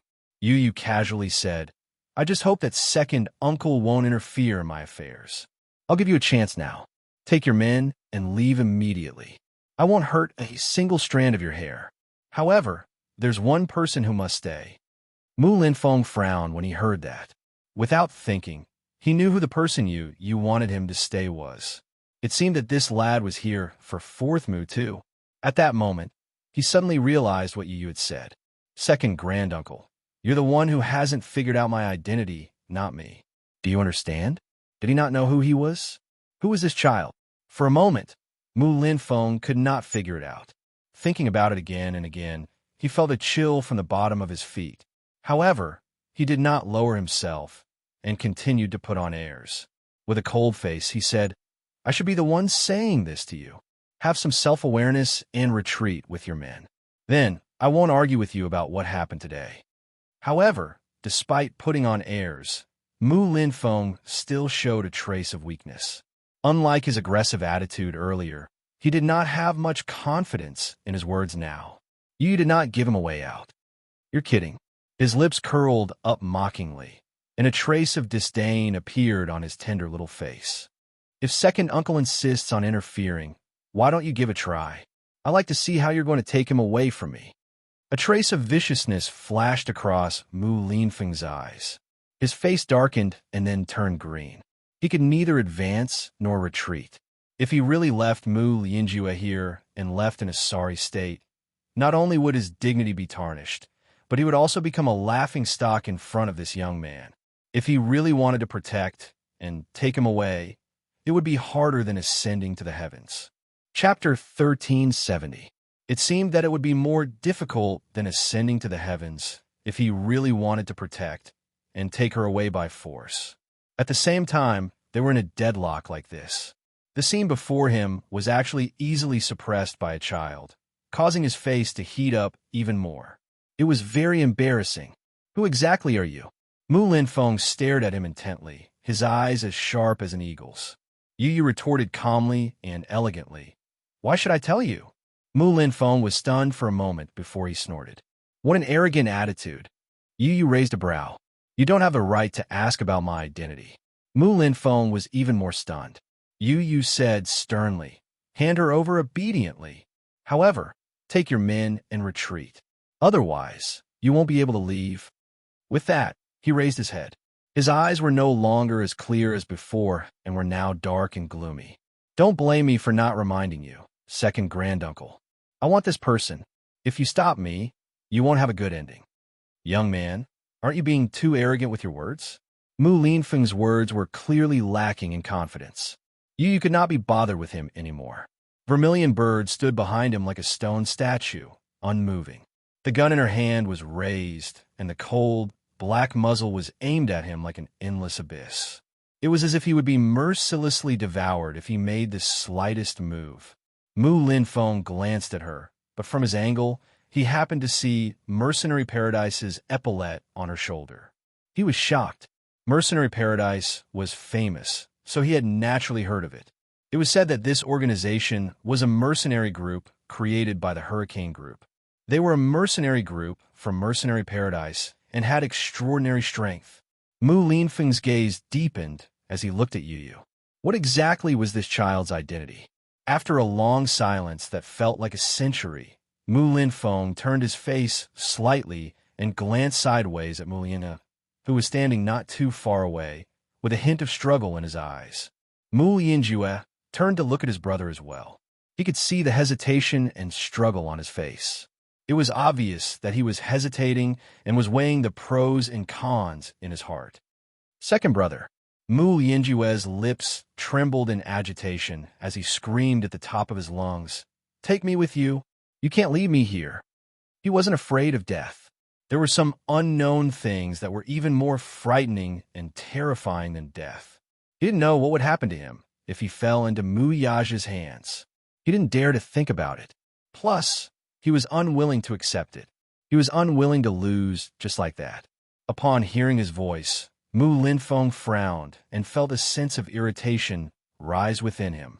This thing is a hindrance, unable to accomplish anything, but good at spoiling things. It seemed that this was Fourth Mu's fate.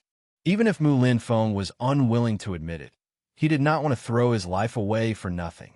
Although he did not believe that this 7-year-old child could do anything to him, looking at the situation before him and thinking about Yu Yu's warning in his heart, he was ultimately defeated and did not dare to gamble with his life. He was surprised that this child had such power and ability, but his heart also palpitated at the deterrence in the child's words. He did not quite believe it, but he did not dare to doubt it. Chapter 1371. Mu Linfeng sucked in a deep breath of cold air and said in an extremely pathetic voice, "Fine, I'll take my men away." "No," Mu Yinjue exclaimed the moment he finished speaking. "Second brother, do you really believe that child's words? He's just a 7-year-old child. How can he scare you? Second brother, he's just a child. How can you believe his words?" Mu Linfeng reprimanded. "Shut up." Mu Linfeng did not want to waste his breath on him. He was already embarrassed from retreating in such a sorry state. Now, his brother's questioning made him even more embarrassed. He had been rebuffed time and time again, especially by this 7-year-old child, who did not leave him any face at all. He no longer had any face left. Mu Yinjue's few words had completely stripped him of what little face he had left. Thus, he ordered coldly, "Retreat." The moment he said that, the soldiers at the scene withdrew their stance. Mu Linfeng turned around and walked toward the car. Mu Yinjue immediately ran toward him, blocked his path, and grabbed his shoulder. "Second brother, are you really so heartless? Are you going to leave me here just because of that child's one-sided words?" Mu Linfeng sneered and retorted, "Huh, he's just a child. Why are you so flustered?" Mu Yinjue was taken aback by this unexpected slap in the face. In fact, even though he was facing a 7-year-old child, he felt an inexplicable fear from the bottom of his heart. It was just that he was unwilling to admit it. He was actually afraid of child. He was afraid of a 7-year-old child. Mu Linfeng brushed his hand away and was about to leave. Seeing that he really did not care about him anymore, Mu Yinjue's heart twisted with hatred as a sinister and dark rage surfaced on his face. He abruptly turned around and dashed forward to grab Mu Linfeng's shoulder from behind. Following the momentum, he turned around and stuck close to him. His left hand gripped the man's throat while his right swiftly snatched the gun from Mu Linfeng's waist and pressed it against the latter's temple. In just a few seconds, he had turned the tables on the man. "Second brother, since you're so heartless, don't blame me for being ruthless." Grabbing his throat with one hand and pressing the gun against his temple with the other, Mu Yinjue bellowed malevolently, "Back off, all of you. Step back." Mu Linfeng was greatly taken aback. He did not expect that his nephew would dare to do this. Did he think that he could escape unscathed by using him as a hostage? His heart turned cold. He cursed in his heart. This heartless and unscrupulous bastard. To think that he had cared about the decades of brotherhood and brotherhood that he had given him advice to find a way out for him. He had even gone so far as to fall out with Muyaja. In the end, he had repaid his kindness with ingratitude. "Bastard, what are you trying to do?" Mu Linfeng roared in shock. "Let go. Idiot. Second brother. Hee hee. If we're going to die, let's die together." Mu Yinjue's face turned livid as if he had gone mad. His eyes, in particular, were bloodshot. His voice was as shrill as a malicious spirit's. Chapter 1372. The scene went out of control once more. No one had expected things to develop in this direction. After a moment of stunned silence, the crowd went on alert and aimed their guns at Mu Yinjue.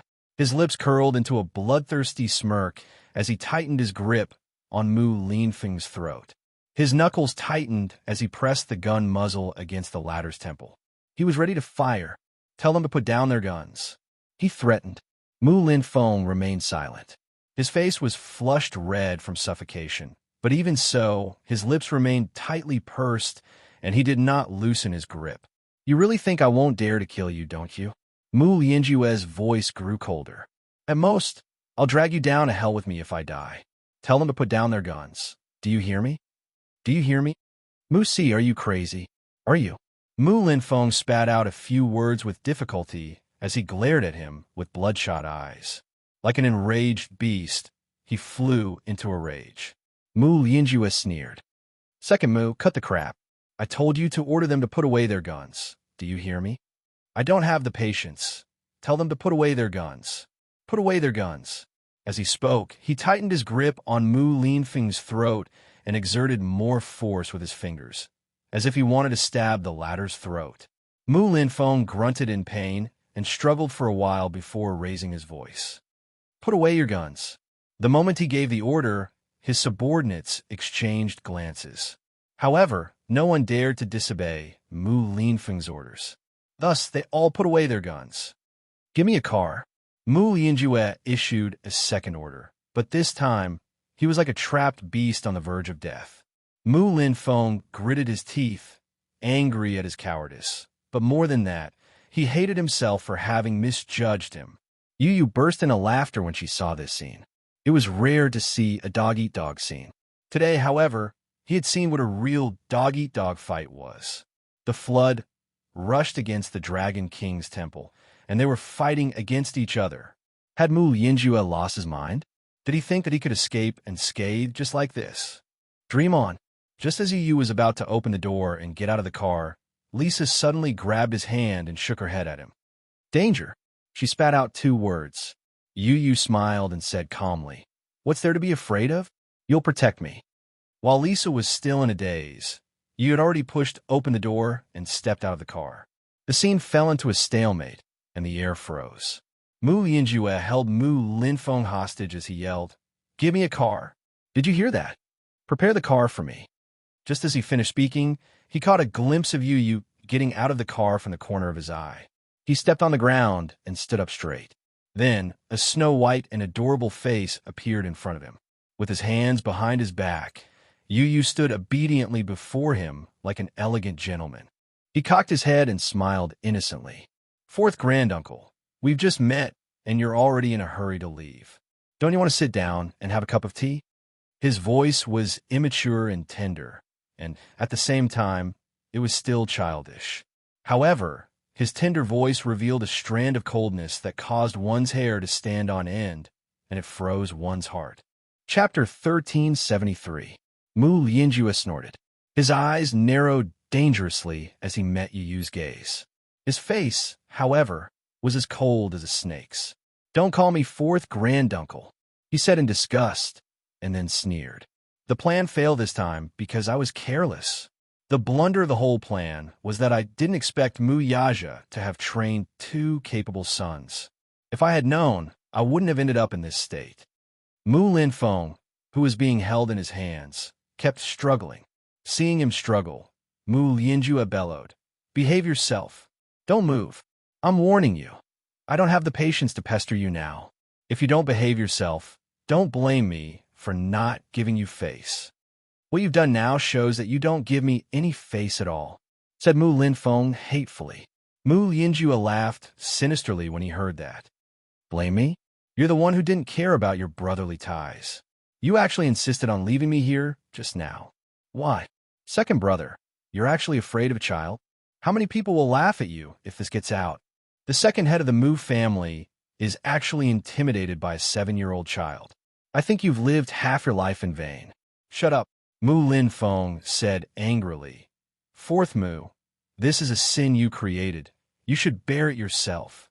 What do you mean by I didn't care about my brotherly ties? You're the one with a heart of stone. It's you who murdered Lianqing. It's you who harmed Yishan.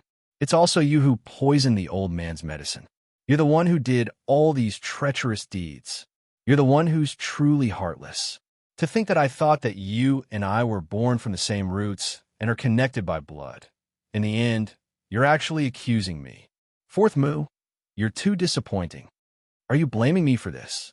Mu Yinjue lost control of himself and shouted. Second brother, are you blaming me for this? Back then, if you hadn't colluded with the elders to support Mu Yaja, would I have ended up in this state? You wouldn't have ended up in this state. You're regretting it now, aren't you? Hee. The organization that he had painstakingly nurtured turned against him in the end. The chess pieces that you had painstakingly set up, the chess pieces that you had painstakingly nurtured, and what happened in the end? This pawn doesn't listen to you at all. All of this, this vast Mu family empire should have belonged to me. Originally, all of this could have changed for the better. In my hands, the Mu group will become even more powerful and majestic. However, you actually supported a chess piece to rise to the top. Huh, Mu'er, it seems that this is also your ambition. You want to use Muyaja as a puppet to take over the vast territory of the Mu clan. The more Mu Yinjue spoke, the darker Mu Linfeng's face became. He bellowed, "Shut up." What? Was he angry out of humiliation? Hee. What I said is the truth. In terms of ambition, how can I compare to you? Mu Yinjue narrowed his eyes, his voice sinister. His voice was incomparably cold, revealing a bone-chilling hatred. If it weren't for your foolishness, I wouldn't have ended up in this state. Second Mu, if I must die here tonight, then all of you will have to die with me. How foolish. Fourth Mu, you're really too disappointing. Mu Linfeng shook his head and sighed, his face full of disappointment. Chapter 1374. Mu Linfeng only found it laughable. His lips twitched for a while before he said coldly, I only know one thing. The evils committed by the heavens can be defied. The evils we bring upon ourselves are the hardest to bear. Do you think that you can completely shirk your responsibility by saying this? Or do you think that I'll let you off just because you said this? Wishful thinking. Mu Yinjue laughed sinisterly. At this moment, he was already in a state of madness. Mu Linfeng felt a chill in his heart. The evening wind kept blowing a bleak chill, but it could not overcome the coldness in his heart. His lips curled up as the mockery in his eyes turned into helplessness. He let out a long sigh, helplessness appearing on his weathered and battered face. Fourth Mu, as your elder brother, I only have one piece of advice for you. Stop it while it's still early. What you're doing is meaningless. You shouldn't have done that back then, either. Do you know that what you did was akin to patricide? It's treason. All the more you shouldn't have done it now. I don't want to hear all this from you. What's the point? Mu Yinjue's eyes reddened. The position of the Mu family's head was supposed to be mine. It was mine. Do you know how long I've worked to become the Mu family's head? Do you know how hard I've been living for the past few decades?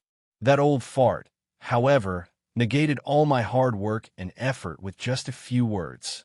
Then what's the point of all my hard work all these years? What about you? You actually supported Mu Yaja to become the head.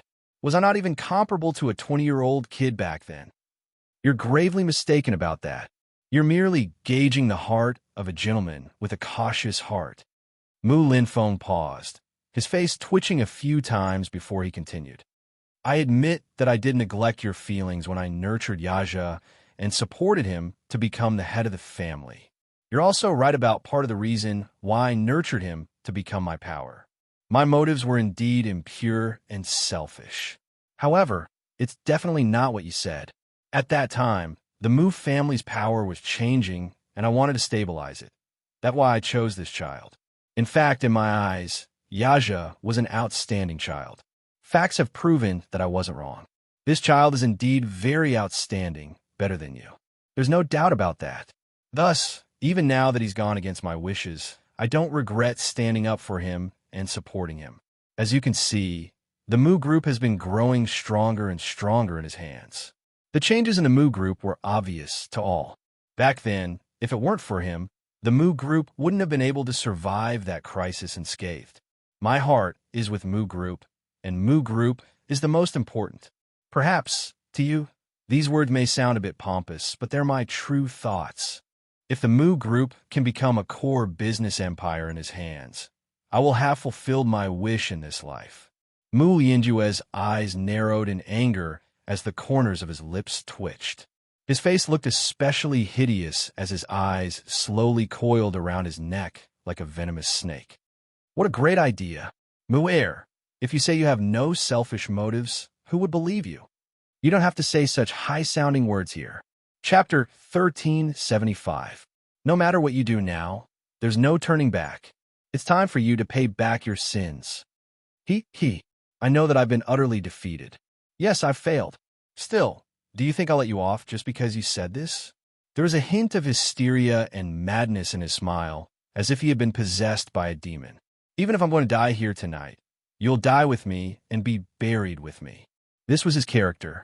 Even if he was destroyed, he would drag others down to hell with him. At the very least, it would not be a loss if he dragged Mu Linfeng down with him. If he could drag Yin Tianyu down with him, then this deal would be worth it. Mu Yinjue opened his bloodshot eyes and stared fixedly at Yu Yu, who was standing in front of him with a sinister smile. Yu Yu, who was standing in front of him with his hands behind his back, was as elegant as a little gentleman. He had a delicate and handsome face and was as adorable as snow. His features were extremely similar to Yun Shishir's and, similarly, Mu Yaja's charm. This child was Yun Shishir's true love and Mu Yaja's most beloved son. Since Mu Yaja wanted to destroy him, he would not let him off either.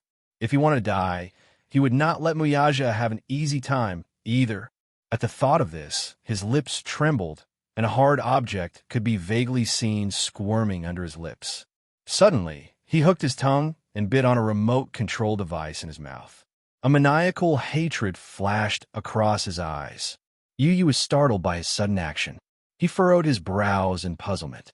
However, when he saw the remote control device between his lips, his heart skipped a beat and his face froze. What was that? It was a small remote control device. It was pocket-sized, yet he had been holding it in his mouth all this time. What is this? He questioned in a low voice, full of wariness. Yin Tianyu, you're so smart. You should be able to guess what this is, right? Mu Yinjue's eyes were bloodshot as he held the remote in his hand. Come here, and I'll tell you what this is. Yu Yu frowned and said coldly, Why should I go there? Mu Yinjue smiled sinisterly and spat. Of course, if I press this button, you will lose your dear mommy and brother forever. Yu Yu was stunned. Her face turned pale, and she asked in disbelief, What did you say? What? You don't believe me? Mu Yinjue's eyes were filled with mockery as he gripped the remote control tightly in his hand. His face was full of viciousness as he bellowed hysterically. I have already sent someone to plant an explosive device in your house. If I press this button, there will be a bang. Take a guess. What will become of your gentle mommy and adorable brother? He sneered as he enjoyed the sight of Yun Tianyu's face, which was constantly changing color.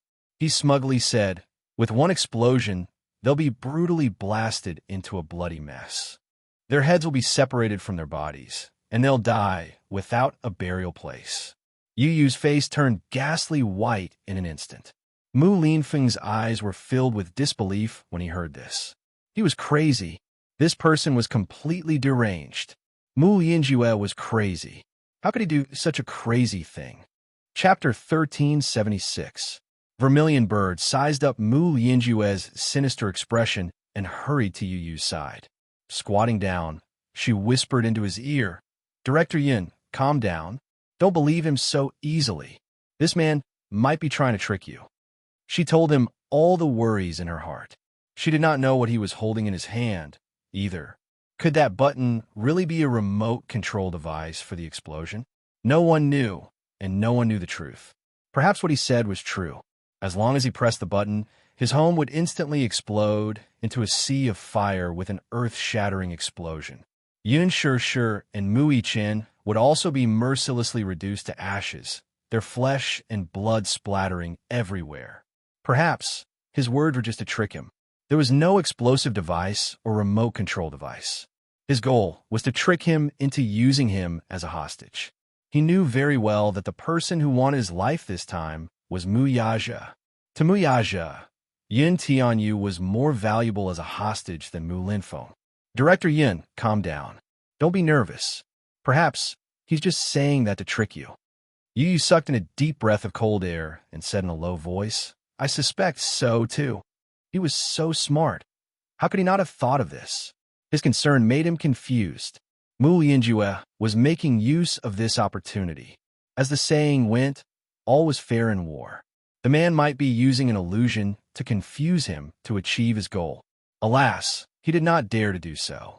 He did not dare to gamble with Yin Shishir and Mu Yichen's lives.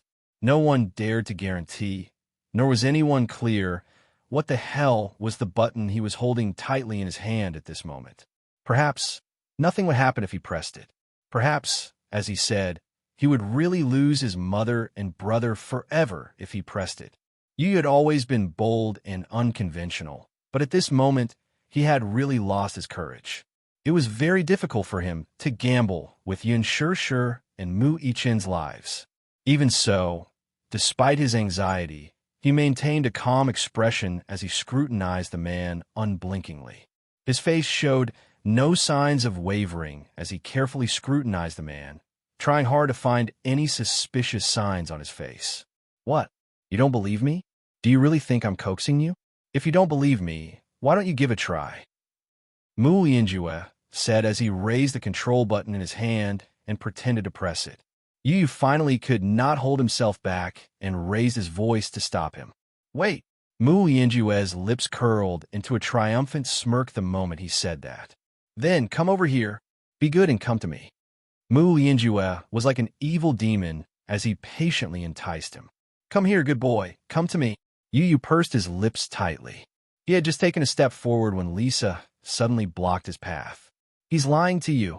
Lisa lowered her voice and stared at him with a pair of cold eyes. Her face was alarmed. Don't go over. Move aside. Yu smiled elegantly. Lisa, move aside. I can't let you take the risk. Lisa's tone was stiff, but she had no intention of giving in. She couldn't just watch him throw his life away. Chapter 1377. Who knew what earth-shattering things he would do in a fit of hysteria? Likewise, I don't dare to take the risk. I can't let Mommy and Big Brother be in danger. Yu paused and looked at her. Don't worry. You're on standby at any time. I know what to do. No. Lisa was adamant to the end. She was certain that the so-called explosive device in the man's hand was just an empty shell that did not work at all. It was just a last-ditch effort. He was making use of Yu's weakness. He knew that the child was eager to protect his mother and would not watch her fall into danger. Yu calmly asked, then what if it's real? What if it was really an explosive device if he pressed it? Lisa choked all of a sudden. Vermilion Bird's eyes flickered as she whispered in his ear, Sir, we have a sniper 100 meters away on standby. It's too late. Yu knitted his brows. The sniper crouched 100 meters away on standby. However, he would not act rashly if he did not receive the order to shoot. If he were to give the order now, it would only alert the enemy. If Mu Yinjue wanted to kill him before he could press the button with the intention of perishing together, there would be an accident. He could not condone even a 1 in a million accident. I'll give you 3 seconds. He gave his ultimatum and started counting down. 1. Master Lisa did not back down. Yu stared into her eyes and said word by word, Get out of my way. 2. Lisa fiercely bit her lips and then suddenly rubbed her messy forehead and unwillingly moved out of the way. 3. Mu Yinjue raised the button in his hand high in the air. Yu suddenly raised his voice. 4th great uncle, let's negotiate. I don't have the patience to negotiate with you, he said coldly. Yu smiled. 4th great uncle, I'm willing to be your hostage now, but don't you dare play any tricks. Otherwise, I don't have the patience either. The man pondered for a moment and then smiled sinisterly. Fine. I'm warning you, though. Don't play any tricks. Otherwise, we'll just perish together. Yu smiled. With your words, how can I dare to play any tricks? After saying that, he raised his arrogant chin and walked towards him. Mu Yinjue looked at him greedily, as if he was a malicious spirit standing at the mouth of purgatory and showing his ugly face. Mu Linfeng's face's expression. Bees. How could this child have such extraordinary courage? In order to protect his beloved family, He actually didn't hesitate to put himself in danger. Putting everything else aside, just this point alone made him admire him from the bottom of his heart. To be simple, it seemed that he had still underestimated this child. While he was still in a daze, Yu walked up to Mu Lianjue. The latter grabbed him by the collar and dragged him to his side. At the same time, he kicked Mu Linfeng out. Caught off guard, Mu Linfeng fell to the ground in a wretched state, landing on his face like a dog in the mud. Mu Lianjue grabbed Yu's throat with one hand. In an instant, all the members of Mercenary Paradise were on alert. They stared at Mu Lianjue vigilantly and were on standby at any time. Chapter 1378. Even Mu Linfeng felt ashamed of himself when he saw her composed expression. "Aren't you afraid?" Mu Lianjue narrowed his eyes and gripped his neck hard. Yu's body was curvaceous, and his neck, in particular, was as elegant and charming as a swan. Such a beautiful neck. It should be a heart-wrenching thing to break, right? He said viciously. "As long as I exert more strength, you won't be able to keep your life. Are you really not afraid? You can try." Yu smiled elegantly, completely unfazed by his threat. "I want to live, and so do you. What value do I have to you if I die?" Mu Lianjue cocked a brow and sneered, his eyes turning more ruthless. "You're right. You're a smart child. However, if anything happens to me tonight, you won't be able to leave this place alive, either. Fourth granduncle, since I'm in your hands now, you should get rid of that device in your hand. Don't be an eyesore." Yu sneered, his face full of disgust. As soon as he said that, Mu Lianjue's eyes darkened. He raised the small device in his hand and smashed it to the ground, shattering it into pieces. Yu's eyes darkened. He was startled for a moment, but in the next moment, a look of understanding flashed across his eyes. It seemed that, as he had expected, the device in Mu Lianjue's hand was just a smokescreen to lure him. It was useless. What explosive device? It was just nonsense. Vermilion Bird stood at the side and watched as Mu Lianjue smashed the device to the ground. She heaved a sigh of relief when she saw that it was just a useless component. It was a false alarm. Yu was relieved, too. The rock in his heart finally fell to the ground. His face remained expressionless as he stared at the device he had smashed to pieces on the ground. Behind him, Mu Lianjue shouted smugly, This is just a simple mechanical device. It's useless. It's just a toy to scare a child. How could you believe it? I thought that a 7-year-old child could be smart. But it seems that this is all there is to it." Vermilion Bird choked when she heard that. She tried her best to stifle her laughter and pursed her lips, pretending to be cool. Lisa, who was standing at the side, looked even colder and more disdainful. Yu's eyes shone brightly. "Is that so? Fourth granduncle, you lied to me that it's an explosive device, and I really believed it. How naughty, to lie to a child's face, T. Mu Lianjue's smile was tinged with pleasure as he gripped the boy's neck. He unscrupulously enjoyed the latter's feigned weakness and helplessness. His wrinkled fingers traced the boy's cheeks before he grabbed the gun and pressed the muzzle against the latter's temple. His gaze was sinister and vicious. T. And N. Yu sneered inwardly. He was not afraid of tigers, but he was not a calf. He was the king of beasts. Chapter 1379. Fourth granduncle, you adults are so bad. How could you bully a child? How pitiful that I actually believed you. Now that I'm in your hands, I'm so angry. He mewed like a little lamb and complained aggrievedly. For some reason, Yu's words made Vermilion Bird's hair stand on end. Yu was so scary. He was clearly the worst and most scheming one. On the surface, he was being held hostage and controlled by Mu Lianjue, but what about it? Yu looked weak on the surface, but in reality, he had sharp claws and fangs hidden behind his back. Poor Mu Lianjue. Did he really think that he had the upper hand in this situation? Yin Tianyu merely took pity on him and wanted to play along with him. When he confirmed that the device was just an ordinary one, he secretly made a hand gesture to it. Vermilion Bird secretly sent out a signal, but it was still unable to kill the man on the spot. The situation was in a stalemate because he had a gun in his hand. Vermilion Bird planned to stall for time and kill the man the moment he let his guard down. Mu Yinjue was completely unaware of Yu Yu's scheme and the situation he was in. He was still extremely pleased with himself. A child is indeed a child. You actually believed me with just a few words. Still, you're really bold to barge into the tiger's den. Fourth granduncle, do you dare to kill me? Yu Yu smiled provocatively as his eyes turned cold. Do you dare to hurt a single strand of my hair? Why not? Mu Yinjue pinched his cheeks viciously. You can't die yet, though. I'll spare your life before you cover my escape. Fourth granduncle, let me give you a piece of advice. Don't struggle anymore. You've lost. Accept your fate. Yu Yu gave him an ultimatum out of pity.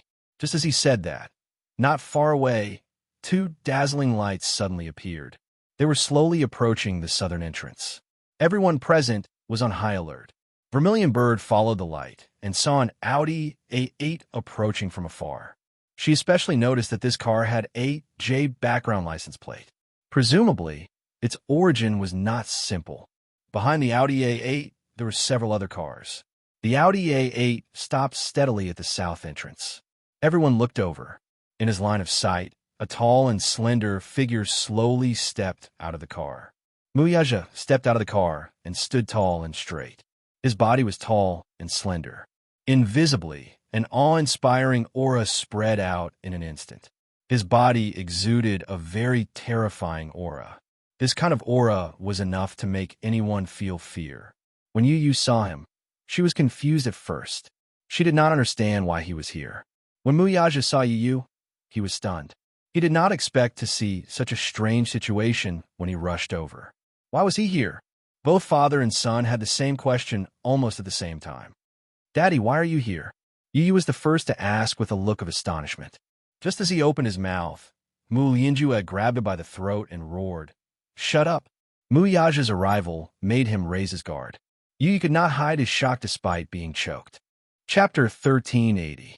He cursed inwardly in his heart and connected the dots. A white light flashed in his mind, and he suddenly suspected that Vice Captain Zhou's mercenary group had been sent by Daddy. If that was the case, did it not mean that he had made a huge mistake? He thought that Mu Yinjue was about to be smuggled out of the country, so he rushed over to kidnap him. He did not expect that the father and son would bump into each other. Muyaja, who had obviously guessed this, was slightly taken aback. He was indeed his son. He actually thought of the same thing as him. Vermilion Bird broke out in cold sweat as well. What was going on? It turned out that the vice captain was Muyaja's men. They had been busy all day, but they did not expect him to be one of them. Vermilion Bird could not help glancing at the vice captain. The latter also reacted and looked at him pitifully. There was a hint of sympathy in their eyes. It turned out that he was one of them. Yu Yu's face darkened for a moment. Daddy, what a coincidence. Muyaja glanced at Vermilion Bird and then at the calm Yu Yu. At first, he was a little alarmed. After all, the sight of Yu Yu with a gun pointed at his son's temple was a little nerve-wracking. However, when he caught a glimpse of Yu Yu's sinister smile and the calm Vermilion Bird, he knew that this was Yu Yu's wicked game. Thus, he heaved a sigh of relief. He smiled and could not help but tease. My good son, it's already so late. What are you doing here instead of sleeping at home? Yu Yu replied innocently, I want to help Daddy catch the bad guys. Muyaja was delighted by his son's reply. My good son is so filial.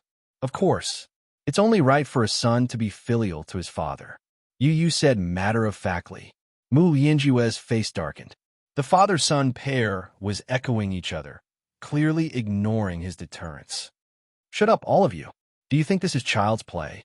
Mu Yinjue found the scene before him very strange. The father and son teased each other without a trace of nervousness. Yu Yu did not look afraid at all. The gun was still pointed at his forehead. Was he not afraid? Was he not afraid of death? Or was he not afraid of being shot? Even if he wasn't afraid of him shooting, wasn't he afraid that the gun would go off accidentally? Please. Yu Yu was clearly his hostage, but why did he feel like he was the trapped beast? Can't you be more serious? He was the one who kidnapped Yu Yu. Why did he feel like he was in deep trouble? Mu Linfeng was also confused. The conversation between the father and son was too relaxed and leisurely, so much so that there wasn't even the slightest sense of danger in the current situation. Shut up. Mu Lianjue could not take it anymore. Are you done? Prepare a car for me. Get the car ready. Yu looked up with a smile and said considerately, I'll prepare a hearse for you. Do you want it? Mu Lianjue was flabbergasted. Fourth uncle, have you had enough? Let me go if you're done. I want to go home and sleep. I'm so sleepy. Yu even yawned sleepily after saying that. Are you really not afraid of death? Mu Lianjue quickly loaded the gun, put his finger on the trigger, and pointed it at his temple. Do you believe that I won't shoot your head off right now? Mu Lianjue had just raised his hand when a bullet pierced through the air from a distance with a swoosh, piercing through his wrist. Mu Linfeng was stunned. Chapter 1381. Mu Lianjue let out a muffled groan.